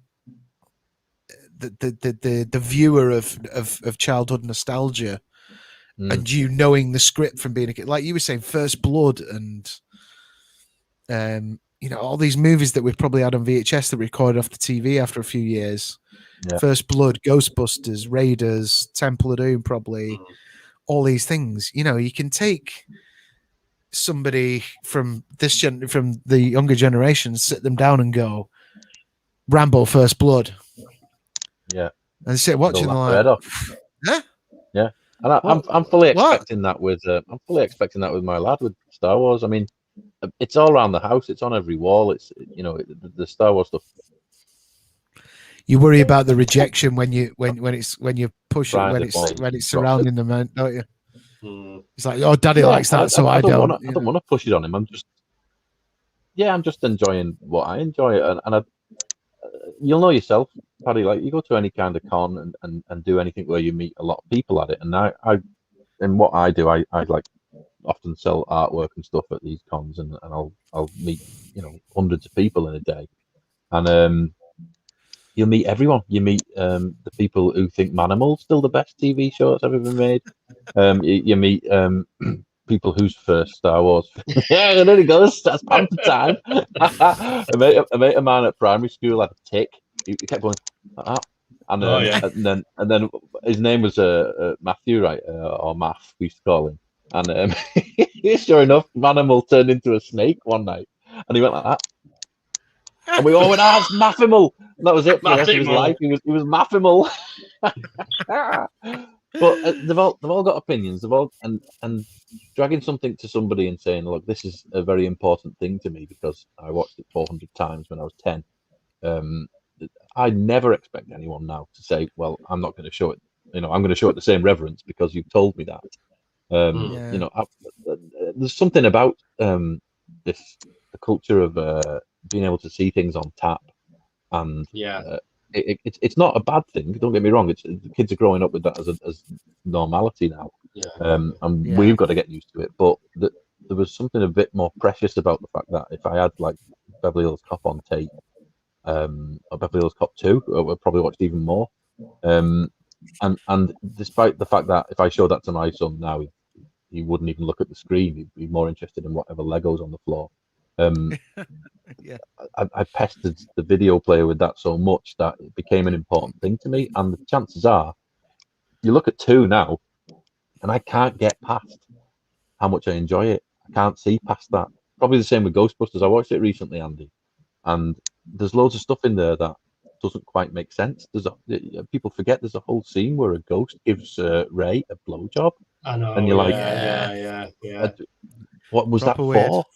I was watching that scene. That scene came up when I was watching Ghostbusters with my daughter. She's 7 years old, and it's like, what's happening there? Then it's like, it's funny though. He's just having a dream. He's just dreaming, and the ghost is busy. Has he gone cross-eyed? Yeah. But these are the things. These are the things like you were saying about like your VHS versions and stuff. Because we probably saw Ghostbusters on the cinema, And then we saw all these edited versions. Like I didn't see that scene until years later when I probably got when it was finally reissued on proper purchase VHS. And I was like, what are all these? Because it was like you would have all those, you know, that we saw, he kicked its ass, you know. They're all edited for them to say something fucking stupid. Yeah, what like a knockabout of pure fun that was. Yeah, that's what the change. What was the edit? What a knockabout of pure fun that was. Oh yeah. And it's not. I watched a great documentary on Galaxy Quest the other day. It's on Amazon on Amazon Prime. It's brilliant. It's really good, and it does highlight what a good film Galaxy Quest is. And there's a bit where Sigourney Weaver and Tim Thingy running through the corridor underneath the ship, and all these clangers are going like this and stuff, and they're basically saying, "Oh, it's just around the corner. Just go down this corridor, and it should be right in front of you." And they run around the corner, and all these things are going, "Gang, gang, gang," like that. And she blatantly goes, "Well, fuck this!" And the script writers thought it was like one of the best delivered lines they'd ever done. The director thought it was perfect comedy timing. It was absolutely brilliant. And then the studio told them, "We're going to release it at Christmas, and we're going to knock it down to a kids' film." And and the one swear we have to lose is that. And so it became, well, screw that. And her mouth, you can still see it in the film. She doesn't say screw that. Right. And it's kind of like you're saying about the cut versions of things. Apparently, there's a cut version of a TV version of The Thing that is very popular with fans because it went out on American TV, and they basically cut everything out that was any good. And how do you do I haven't seen it. Yeah, exactly. I haven't seen it myself, but if that's precious to someone, that version, you know, then there's no taking that away from them. I'll always remember the TV cut of Die Hard where Bruce Willis delivers a line, "Yippee-ki-yay, Mother Hubbard." Yeah. Absolute biz. I think I thought it was thinking, didn't they do it? There was two versions of that. The other one was like Yippee-ki-yay, Kimo-sabe, I think. Yeah, there's that one as well. Yeah, Yippee-ki-yay, Kimo-sabe. Flipping out. Oh my goodness. Yeah. Anyway, yeah, go on. Right. Anyway, should we talk about some of Dave's artwork? Because, like, you know, absolutely. We've talked about Star Wars and Ghostbusters and we've all seen that. Come on, we've all seen Star Wars. We've done that for like an hour 40 minutes. We should probably like plug some of your stuff here, Dave. So I'm going to turn that into now. This is where we do the roll the thing. I'm trying to roll the thing. I can't see it now. Here it is.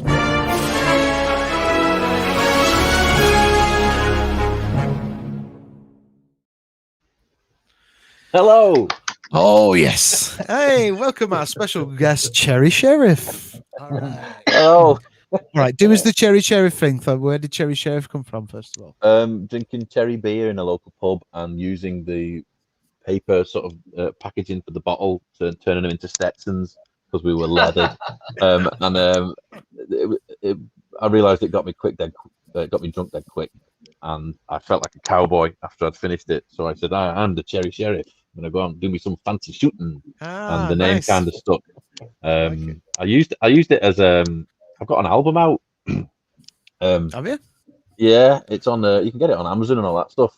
It's biz, but it's basically me doing like electronic stuff that I'd sort of done as just for myself. Really, I was getting in from work and I needed to do something with myself, and I ended up like putting all this music together. And brother's mate's dad had a record company and ended up releasing it. So just ticked one of them things off the list. But I used the name Cherry Sheriff for that.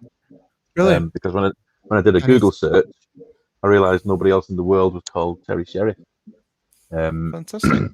So I nabbed the Unique name, web name address, and been using it ever since. Fantastic. So, well, we were talking. I know you were kind of when we were talking earlier about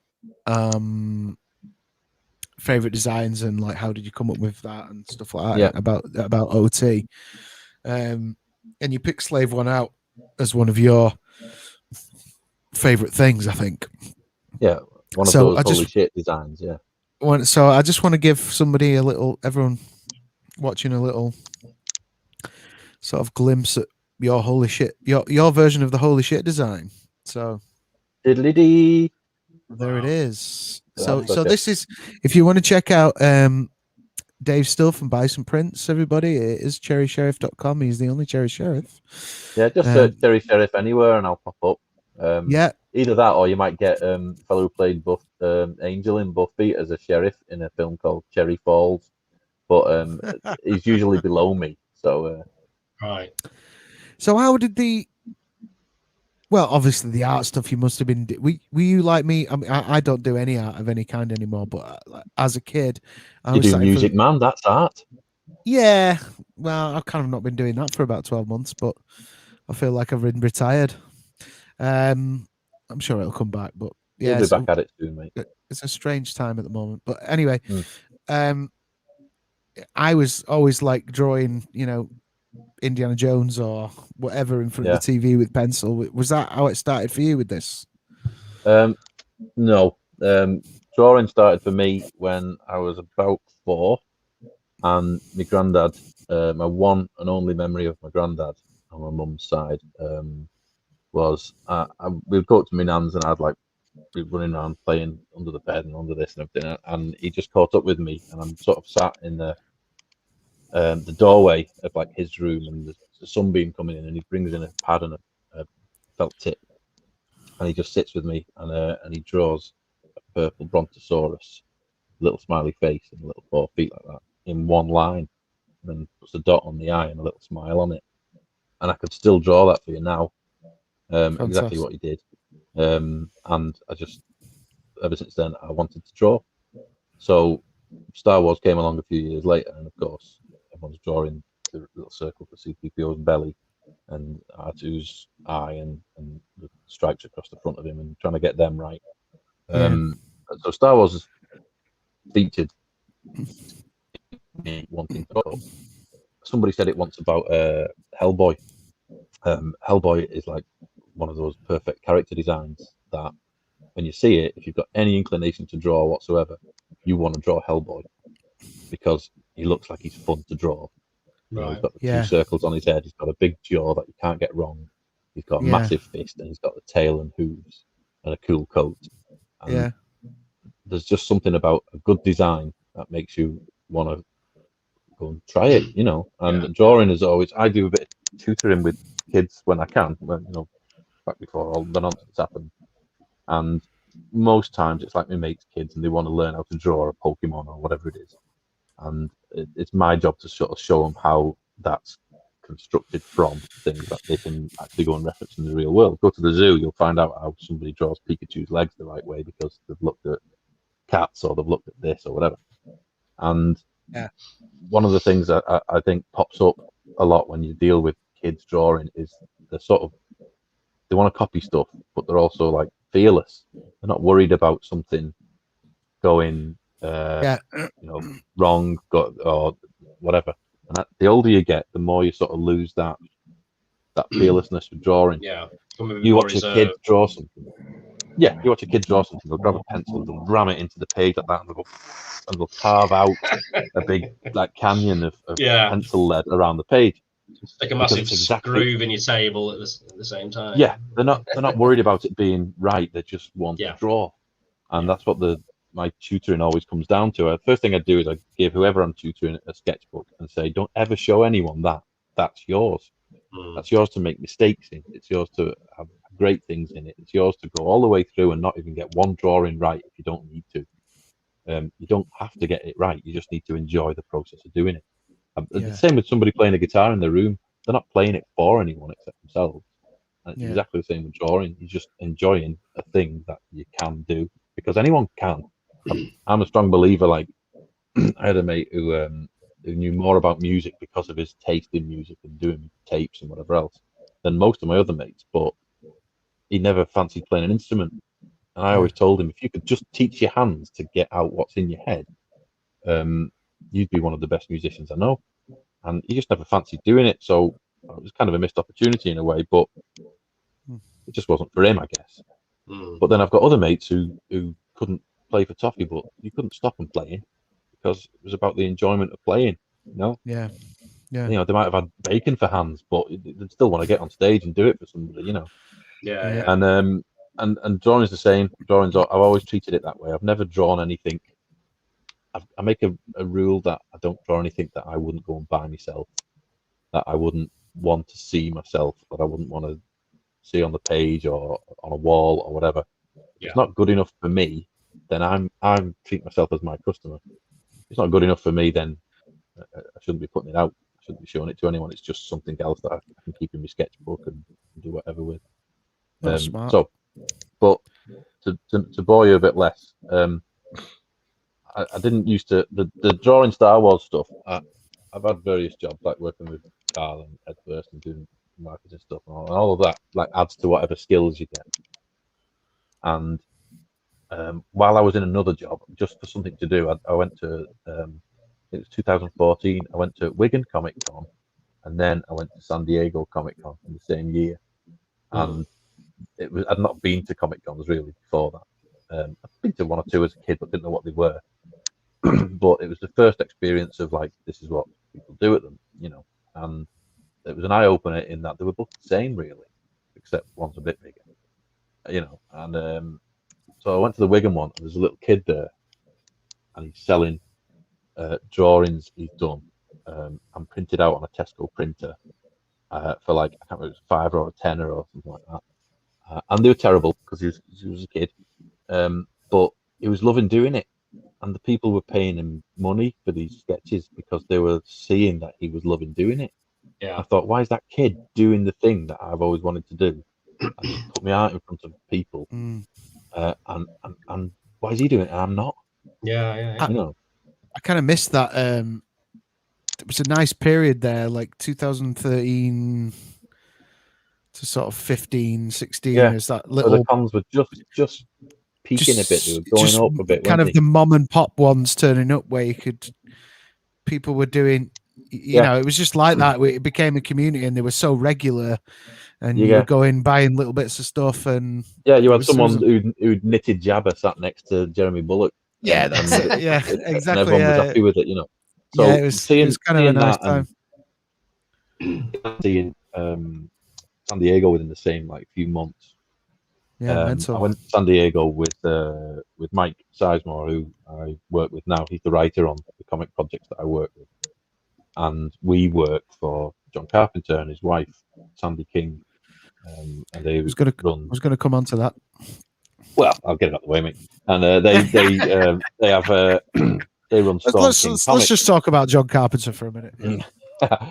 No, but they run Storm King Comics, and that we went over. Me and Mike had some work with somebody else at the time, and we got tickets for San Diego as creators. So the tickets were taken care of. We just had to get there and get a hotel. So we made a bit of a fortnight of it, and we stayed in LA for a bit. And we just had a good, bit of a jolly break.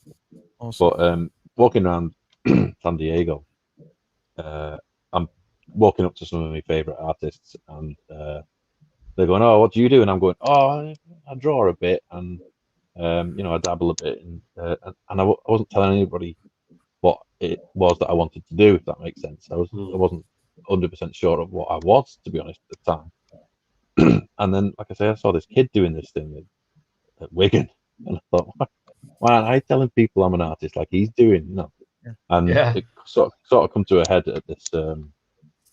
Mike seems to know everybody in LA in one form or another, and one of his friends who's he's a writer on, or he was a writer on Flash. I don't know what he's doing now, but he throws this big, stinking great big fantastic party for all his mates every year at San Diego. Just hires a bar out and does these big bashes, and everyone goes. And it's not like the type of thing where you feel like you're networking. It's like people just having a good time because they've gone to a Comic Con. And we go and I sit down with Mike, and again I feel a bit awkward and out of place. Got a Wigan accent in the middle of all this, and lily white legs, and still carrying my comic bag around with me with crap that I just picked up for free in the day. And we sit down with all these guys, and they're just all banging on about stuff that we like banging on about. Talking to this guy about Firefly, and talking to this guy about Star Wars.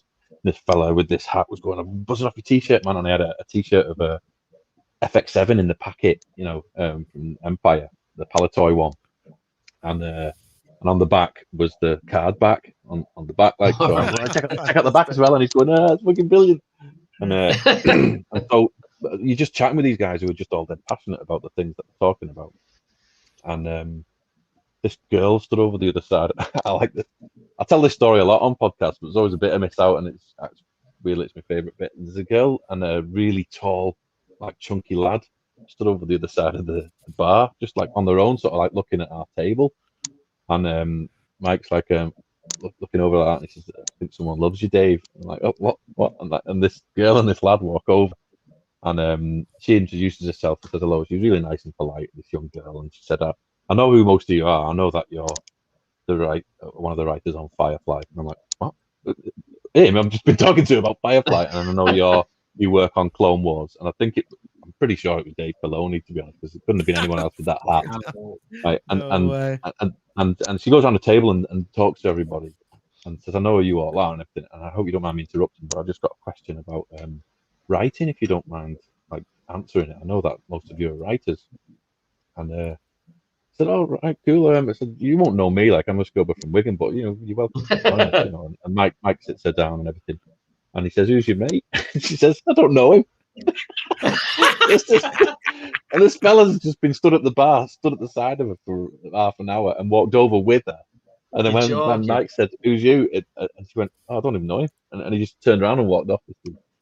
Anyway, so Mike's talking to this girl, and it was just a dead straightforward, nice conversation. She wanted to know how to get into writing, and as she's starting to explain everything about herself, Mike just stops her and says, "Have you written anything?"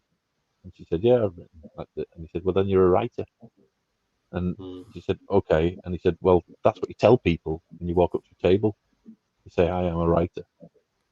And something clicked with me then, because I'd been avoiding it all weekend, that I hadn't been telling people that I was an artist. And maybe I should start telling people I'm an artist, because I've been dabbling. And try to tell people I'm an artist. And tried it. So we went back the next day, walking around, chatting to like people. And there's a big bit in San Diego. It's massive, like like a football field size bit where you can go and get your portfolio reviewed. And I just wanted somebody to tell me how I was doing. So I sit down with this dude and show him my portfolio. And he calls his mate over, and they offered me a job. And because I'd said I was an artist, and it wasn't like fantastic, it wasn't this showing off thing. It was basically just accepting what you do. So exactly. Right. Yeah. Realizing that you are an artist and calling yourself an artist instead of I dabble in drawing a little bit. Yeah. So I took all that. I come home and I thought, I'm going to give these cons a go. And even though I had a job doing some other stuff, I started doing them every so often, just local, like Wigan and Bolton and stuff like that. Just drawing stuff that I wanted to see, and then put out there. And I realised that, the IP police could like descend through the ceiling at any time on the zip ropes and take me out for drawing stuff that I don't own the intellectual property rights of. Yeah. But everybody knows that every single con is full of people like that. Anyway, but I wasn't doing it for like massive amounts of money or anything like that. I was just doing it because it was kind of fun to do, and I could make a $5 on this and a $5 on that, and it was nice. And I was just getting the drawings out in front of people and having that actual contact with someone who wanted to see my work, Yeah. And then the actual job, my main job, went out from under me, and there was no more money tree, and I had to make a living somehow. So I had to sort of figure out, how do I make money off this thing that was a hobby a minute ago. So I started to hone my game, and I started to think in terms of, how do I make my table look like you want to shop there? How do I present my artwork in a way that I would want to buy it? And so I started like buying like IKEA frames and stands and all this kind of stuff. And suddenly it looked like I knew what I was doing or what I was on about. And sure enough, people were buying it. So in the comic community and in the art community in general, kind of frowned upon doing the whole telling of print thing. It's like, you should be doing your own stuff. And I'm fully behind that idea. Well, at the time, I didn't have any money, and we had to eat, and I had a technique of getting that money at that time. So I just thought I'll have to stick with it for now. So I've tried to sort of like edge that stuff out. Really, I'm toying with the idea of just dropping the whole thing and concentrating wholly on the comic stuff. Because let's face it, there haven't been any shows for a year and a half or whatever it's been. No, yeah. This whole virus. What was the last show you did? Was it probably Burnley? No, probably Wales.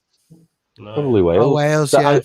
I only ever do after years of doing everybody's shows. I whittled it down to the Wonky Rocket guys who do like Burnley and Star Wars and all that kind of stuff, and Wales, really. Yeah.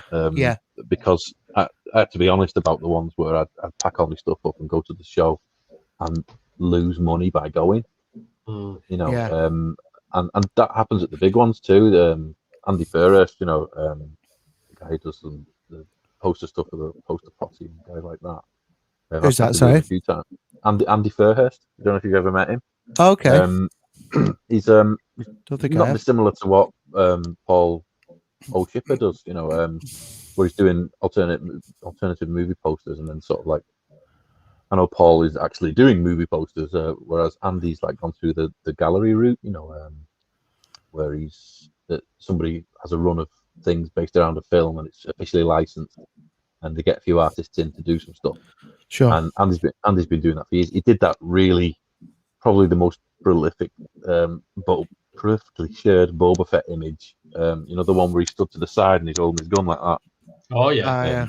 Everyone's got it on their stand. They've all nicked it and got a print of it, or they're selling a pillow of it or a T-shirt or whatever. That was one of his.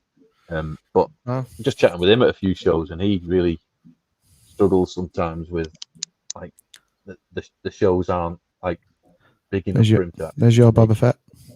Oh, there's one of them. Yeah.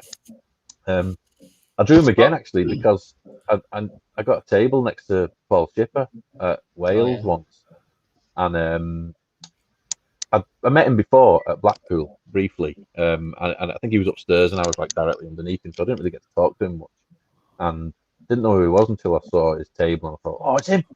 And then I got a table at Wales inside the hall. That one, that's the other one that I draw. I drew that after meeting him. That's a good one. Because I walked into the room and I'm thinking, oh, I'm in the main hall for the first time. I thought, this is going to be great. I'm going to clean up here, make enough money to get a haircut and everything. Yeah. And then I get on my table, and then up rocks Paul Shipper on the table next to me, and I thought, oh, screwed. Best artist I've ever seen is on the table next to me, and he's got a sale on. So, but we just got on, and like immediately, I think he pulled his iPad out and started playing some music, and he had the full Transformers animated movie soundtrack on there. And I said, "Are you the only other person on Earth I know who carries that around with you?" And he was like, "All I want." Oh, brilliant! I only watched that movie just the other day. Did you? Oh, yeah. I've got it on my phone just in case at all times. Yeah. And so I got on with him really well, and I went home after that and thought. I thought the quality of his stuff is just so light years beyond what I do. He's pushing me to want to get better for myself, really.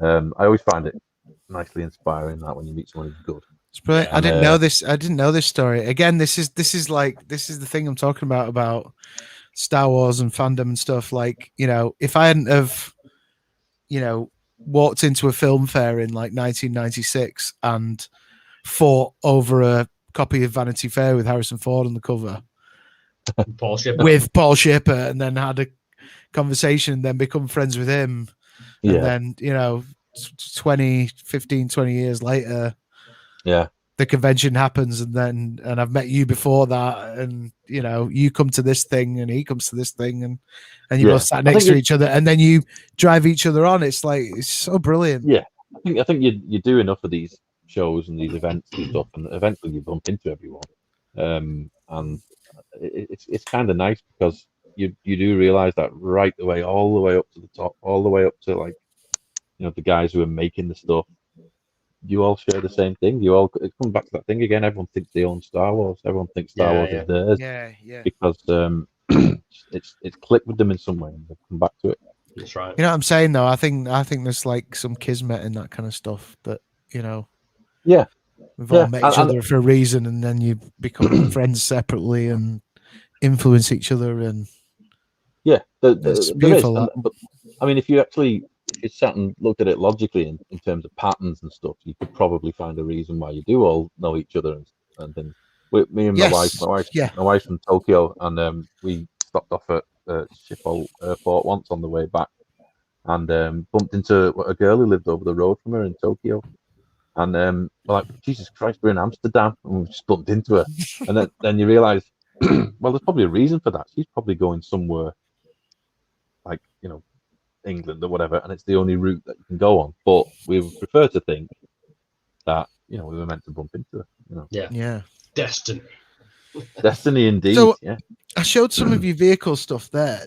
Am I wrong in thinking I remember seeing you at one event, and you had a lot of they were almost like a bit like the Slave One, not like a schematic, but kind of overviews of. You did a big series of stuff on ships, didn't you? Big stuff. I basically did. I started, like I said, just selling stuff that I wanted to see on my wall. So I drew Optimus Prime and Megatron, and then they flew off the table, and I thought, I'll do something else I would like to see, and it just sort of grew from there, really. I'm seeing this at Burnley and loving it. But which one? Oh yeah, the Snow Speeder, yeah. I love that. But I've got a few mates who, you know, after meeting the rest of the art community, there's quite a few people who they just do better than me at it. You know, they make more money, and they've learned how to do the business side of things a bit better. And I'm always up for learning about how to do that. And one guy just said, listen, make one of your prints limited. Only do so many of them. And then, you know, people might be interested in it. So I did. My wife bought me a big frame.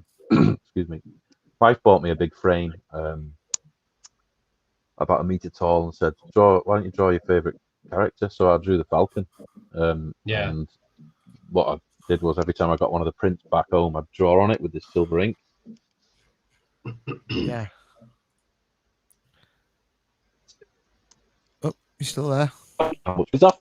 Everybody's back. Oh, there we go. I'm still here. Yes. He's back. He's back. He's back. I don't think I've got your Falcon on the website. Can't see that. Damn. I took it off because it sold out. I didn't want to be tempting people to have something that I basically made 100 of them, and I promised those 100 people that they would have one of 100. So brilliant. Did Slave One next. Right. I think it's up there somewhere. It's in another section. I think if you go to like I don't know. I'm not going to faff with the internet now. You can find it yourself, folks. Just have a look. Paddy? Yeah. What, have you found it? I think so. Oh yes, I remember this. Yeah. That one, yeah. That's about 1 meter tall and stupidly detailed. Yeah, fantastic. I remember seeing this at Con. Basically just wanted to draw what I would like to see on my wall, really. So I've got one in the office, wall, and then I just posted it online, and someone said, I'll pay you like this much for it. And I thought, oh, all right, if you'll pay that, I wonder if others will. So I said I'd make it limited. And it took me about 3 years to get through them all, because it was as well as my other job, so it was a struggle. So I promised myself, if I do any more sort of limited prints, I will just make them like these little ones, these black and white ones here. I do them in my sketchbook with like pen and marker and stuff like that, and then I tend to like have them all resized so they're A5, and then I chuck them out the front of the table, and people tend to collect them because they're all the same size, you know. But you know, shifting slightly away from Star Wars, the majority of my work has moved over into comics. And that's the stuff that keeps me busy now. It's odd because. So how did the John Carpenter thing come? Basically through my mate Mike. I used to go to school with a friend Mike Sizemore, and didn't see him for years, lost contact with him for years. And another one of our mates was the same. He was like, I haven't heard from Mike for 20 odd years. We need to find out where he is. And he like tracked him down somehow. And he came up to Manchester, and we just went for a brew and that. We realised the three of us were all busy doing what we were doing, and would probably all progressed at what we were doing, and maybe we should have a pop at doing it all together. And Steve, the guy who introduced us, is a composer. Mike had been screenwriting for years and working on scripts, and fixing scripts and whatever else. And I had been drawing, and we'd all been doing it for other people, really. And after meeting up, we said we should do something together. And if you go onto my site, there's a section on the site of comics I've done. There's one called The Night Bride, and it's only like 14 pages, but the whole thing's up on the site there. You can have a look at it. And it was a short story that Steve had written. And Mike said, do you fancy turning it into a comic just for something to do? And so Mike rewrote it. So it was, that's the one. Mike rewrote it. So it was based around the old story of, like, is it Bluebeard? I keep getting it mixed up. Bluebeard or Blackbeard? I think it's Bluebeard. This idea of this Hungarian like monster of a man who would steal brides on the eve of their wedding and take them away and have his way with them, and then like he'd string them up in this tree. And Steve wrote this story of the point of view of the night bride. There's 4 brides: the morning, afternoon, eve, and then night bride. And he wrote it from her point of view, like she has this moment where she realizes she doesn't want this. So as you're flicking through there, you'll probably see she meets the other brides at the top of the tree, says like, fuck this shit, drops down from the tree and slaughters the guy. And then she takes his horse, ties his head to the tree, takes his horse and his sword and rides off to have some more adventures. And the whole thing was like me turning up at work 2 hours early with a sketchbook and just sitting in a coffee shop and drawing panel by panel and then sort of putting it together a bit later on. And if it taught me anything, it taught me how hard it is to put comics together. You know, you think you know what you're doing. You think, sit down, you go, oh, I'll draw this panel. It's going to be amazing. It's going to have this big cityscape, and you realise there's 500 words of dialogue that need to go over the top of it, and you didn't need to draw after that stuff. Wow. It's all those little bits that you don't think about when you read a comic. But how do you not get overwhelmed with that amount of work? You know, you do it first. It's like anything. It's like playing a gig. It's like doing a painting. It's like anything. Just have a go at it first. Yeah. Everyone, like Mike said to that girl, if you're writing, you're a writer. The next thing you do is better than the thing you're doing now. It always is, because you will make a mistake in the thing you're doing now, and mistakes are incredible because they teach you what to do. Yeah. So definitely, that's what I do with the comic stuff, and that was just like a personal project, and then it moved on. And eventually, Mike, who like me is a big fan of Carpenter, and like, I suppose like most kids my age, you know, the video shop was a big supporter of Carpenter's work back in the day, because, you know, any kid could walk in off the street with an ice cream around his mouth and say, "Can I have a horror, please?" and then like take it home. And they wouldn't card you or nothing. They'd just say like, "Yeah, go for it. Cannibal Holocaust is yours. Enjoy, kid." So we were big fans of Carpenter back in the day, and Mike's always wanted to work with him, and he stalked him for a while, and got in touch through Sandy, who's married to John, and she was like a producer on a hell of a lot of John's work. You know, she's like the powerhouse behind the comic and the comic side of things, because she's always wanted to do it, and she's good at it. You know, she gets people around her who are just good at the jobs, and I've never worked for anyone who was just let us get on with it before and just said, "Go for it. You know, we know what you do. Just do what you do." So after doing comics and realizing I should call myself an artist, it all just came together at the same time. And Mike said, "Do you fancy working with John on a science fiction body horror, which is not dissimilar to The Thing?" I said, "Of course I don't, you idiot." Nah, you're all right. It sounds absolutely rubbish, that. I'd rather shit, that arcade. Fuck that. I'd rather stay in Wigan and just burn my trousers with them still on. But yeah, we got to do we did a short horror western for one of his anthologies that he does. He does get like involved in a lot of stuff. He writes a lot of stuff, and goes out to signings and all this and everything. And Sandy organises the whole lot, you know. She's the editor. But in 5 years of doing work with them, she's never told me to change anything I've ever done. Well, She just trusts us to get on with it. She might have words with Mike about the writing and stuff, but it's usually because they're looking to sort of get the best story, and you know, Mike's saying, "Is it okay to push it this way?" And say 9 times out of 10, it's probably 10 times out of 10, she'll just say, "Yeah, go with it." Brilliant. In the case of the stuff we've done, the vast majority of it has come from an idea that was John's, that he was going to pitch as a TV series or something. Yeah. We did this book Vortex, which is the main body of work I've been doing for the past however many years, and that was one of John's stories. That wasn't beyond like a couple of pages really, but he sat and talked with Mike, and they both all like the same films, and he just said, "Go for it, like do something with it." So we've been ripping people's guts out and snapping bones ever since. That's the best job I've ever had. Wow.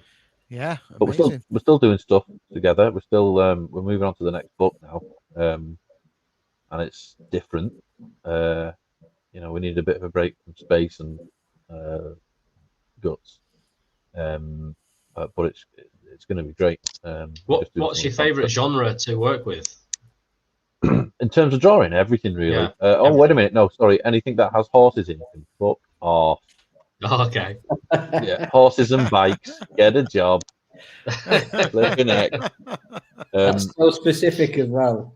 Well, it is. You wait till somebody says, "Oh, this horse rides in on a bike." Oh, just watch me burst. The science fiction is always fun because nothing can.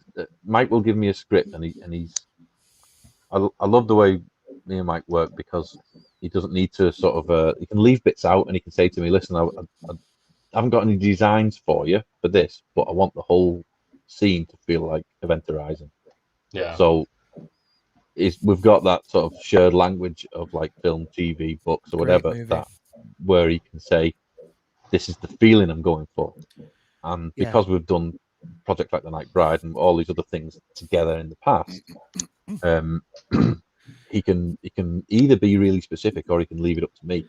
Now there are times when he will be specific and he can say, I want you to concentrate on this and need this expression to be right. But he's such a. I don't really know how the rest of the works, but he can say to a point where I don't want to just let you get on with it, but I can actually go back to him as a writer and say, "Listen, Mike, this isn't working. I need to add a page, or I need to take that panel out, or something else needs to happen."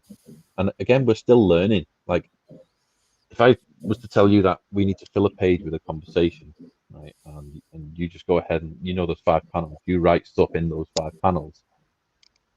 We're still finding out stuff that both of us need to know by making the mistake of trying to do it a certain way and then finding out that that's wrong.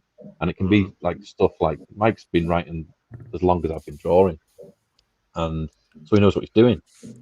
But he'll come sometimes and he'll say, "In this panel, there's 2 people talking. One of them looks sad and one of them looks angry.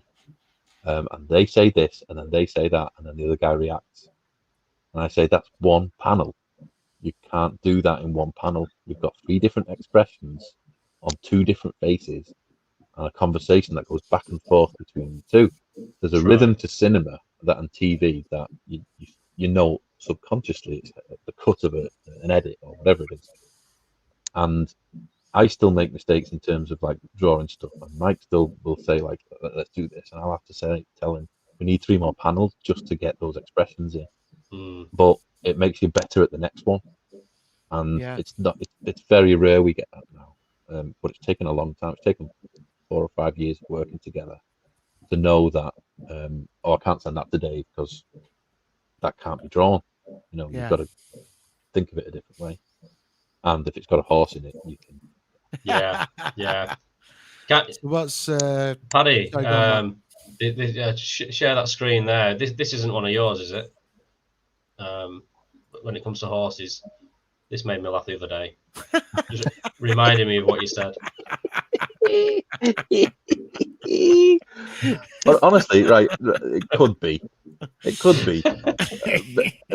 Honestly, you learn so much when you have to do something, when you're forced to do it. Like the first short story we did was right. I hope John's not listening to this because it was a calculated move by Mike right? He said, like, well, we're going to try and get some work with John. I want to do this pitch. And he'd already met him, and he'd got a few like bits of script work and stuff like that, but he wasn't in the comic scene with him. And he said, look, we're going to do a horror Western because I know John loves Westerns. And of course he loves horror because he's the master of horror. So we did a short, like 14-page thing called The Posse, which is in one of the compilations that John puts out every year and Sandy puts out every year called Tales for a Halloween Night. And he writes some of them and Sandy writes some, and they get loads of other artists in, and you get about like 15 stories in every one. And we did this one, and Mike says, we want this hero shot of this guy, this sheriff on his horse, like that, just like blowing this guy away as he's riding. I'm like, yeah, no problem, yeah. And then you start looking for reference, and I had this conversation with some people on a group the other day, on a comics group. It's one thing having reference material and just tracing it or copying it. It's another thing to take the reference material and do the thing that's in your head with it. Yeah. So let's say you've got pictures of Harrison Ford, you've got like 500 pictures of Harrison Ford. If you haven't got the exact one that you want because of the pose you want, you literally have to make it up based on what you can see. So I've got this image in my head of this horse, like, and this guy shooting. Could I find the picture of the horse in that pose? Could I balls? So I started drawing it just like that picture. I started thinking, oh, horses must be like this. They must have pecs the same as humans. They must have like the back legs must be the same. Knees are probably the same as well. And I finished it, and it looked like Rent-A-Ghost. And I thought, I can't send that out. Can't send it out. but you learn, and you do get better at drawing the things that you crap at, because it's probably the best way to learn them. Jesus, we've been going for 2 hours and 15 minutes. So it's your fault, Paddy. You invited me on. I know. If there was a glass eye in the room, I would have talked it to sleep. It's my fault. It's your fault. It's Matt's fault. Andy's fault. Andy's fault. So what's next? What are you working on at the moment? Can you talk about it? Yeah.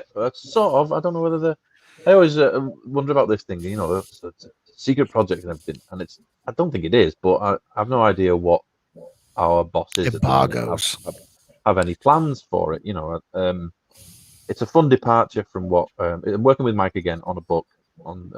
It's going to be 2 books. And it's not a comic that comes out monthly in the traditional sense, but I'm hoping it comes out as like 2 nice books. And it's a kind of a retelling of a classic story, but with aimed at a younger audience, really. And it's kind of fun to sort of mess about with a style that's slightly different from what I'd normally work with, and to try and get. In my head, I know what I'm aiming for, and it's difficult to say what it is without me drawing it, and I'm not drawing it yet. You know what I mean? It's some of my favorite artists are people like who did Akira. Which is like, it's detailed, but it's not like overtly manga. It's got, you could sit and it's just luscious. The stuff that he draws is insanely good.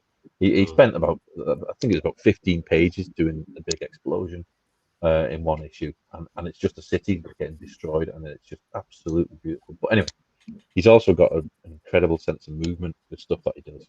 You know, the sort of hyperkinetic fights and that. And in my head, the thing we're doing now could go down that route. I want it to feel a bit more sort of energetic than stuff we've done up to date. Brilliant. And it'll be a while before it turns up, but I'll be posting about it if you're following me. Still following me after tonight. Jesus Christ, I wouldn't. No, definitely will be. And, are you planning on hitting some more conventions coming up? I think Burnley one's set to announce something in a few weeks. So. Yeah, I noticed you mentioned that. I'll always do stuff with Neil and Paul if I can. They've always been great with me, and I just enjoy their shows. They're just good shows. Yeah. They get a steady amount of people in. They advertise them well. They give me a great space to work with, and you just always see smiles at their shows. It's great. I'm booked in at Wales.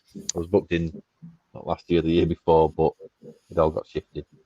And it's actually on my birthday this year, so I'm hoping, Wales is. Yeah, I'm hoping to bob along this year because. Whereabouts in Wales is this? Well, it's changed now, isn't it? It's Telford Takeover now, isn't it? Yeah. They've shifted it over to Telford, and as much as a lot of Wales fans didn't like that announcement, when you see the venue, it makes sense. The venue was too. It had outgrown the venue. It really had. Yeah, we knew it was bad when it actually rained inside the marquee. The last one we did at Wales. I don't know how that happened, but I was trying to figure it out the whole day. I think it was some kind of science, but there was moisture inside the tent, and every time the wind swooped across the tent like that, you would see a wall of water just come down the whole thing. And there were guys there who lost their entire stock, and it was just it was getting bad. So to go into a venue that you can actually drive to your table, get your stuff out, and then take the car back outside, and you're done, and then everything's within walking distance. Brilliant. It's so different. It's world of difference. Yeah. I'm looking forward to it, but yeah, I'm excited for it to be because it's my birthday. Because we've got like, Edward James Olmos and they've got some good names, haven't they? There's some good names for me. So I hope we'll get together and have a beer and do a bit of Wales action. I'll be stopping over this Saturday. So if you're stopping over, I hope so. I think so. I'd like to make a weekend of it for my birthday. Yeah, for sure. So brilliant. Well, I suppose we better sign out here, dude. Yeah, we've been talking a long time. So get on and so get on, folks, and support Dave. Get over to his site, Cherry Sheriff, and look out for his comics and his artworks. You can buy the prints on the website there, and hopefully we'll all catch up at a con very, very soon. And and make sure you've all seen Goonies, because that's a good conversation we can have at the table. Yes, we can talk Ghostbusters, Goonie, and The Last Jedi,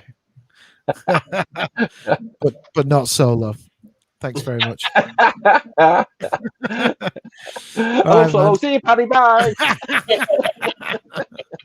Cheers for joining us, Dave. Cheers, everybody. We'll see you soon. All the best. Cheers, guys. Good night. May the force be with you. Cheers. Also with you.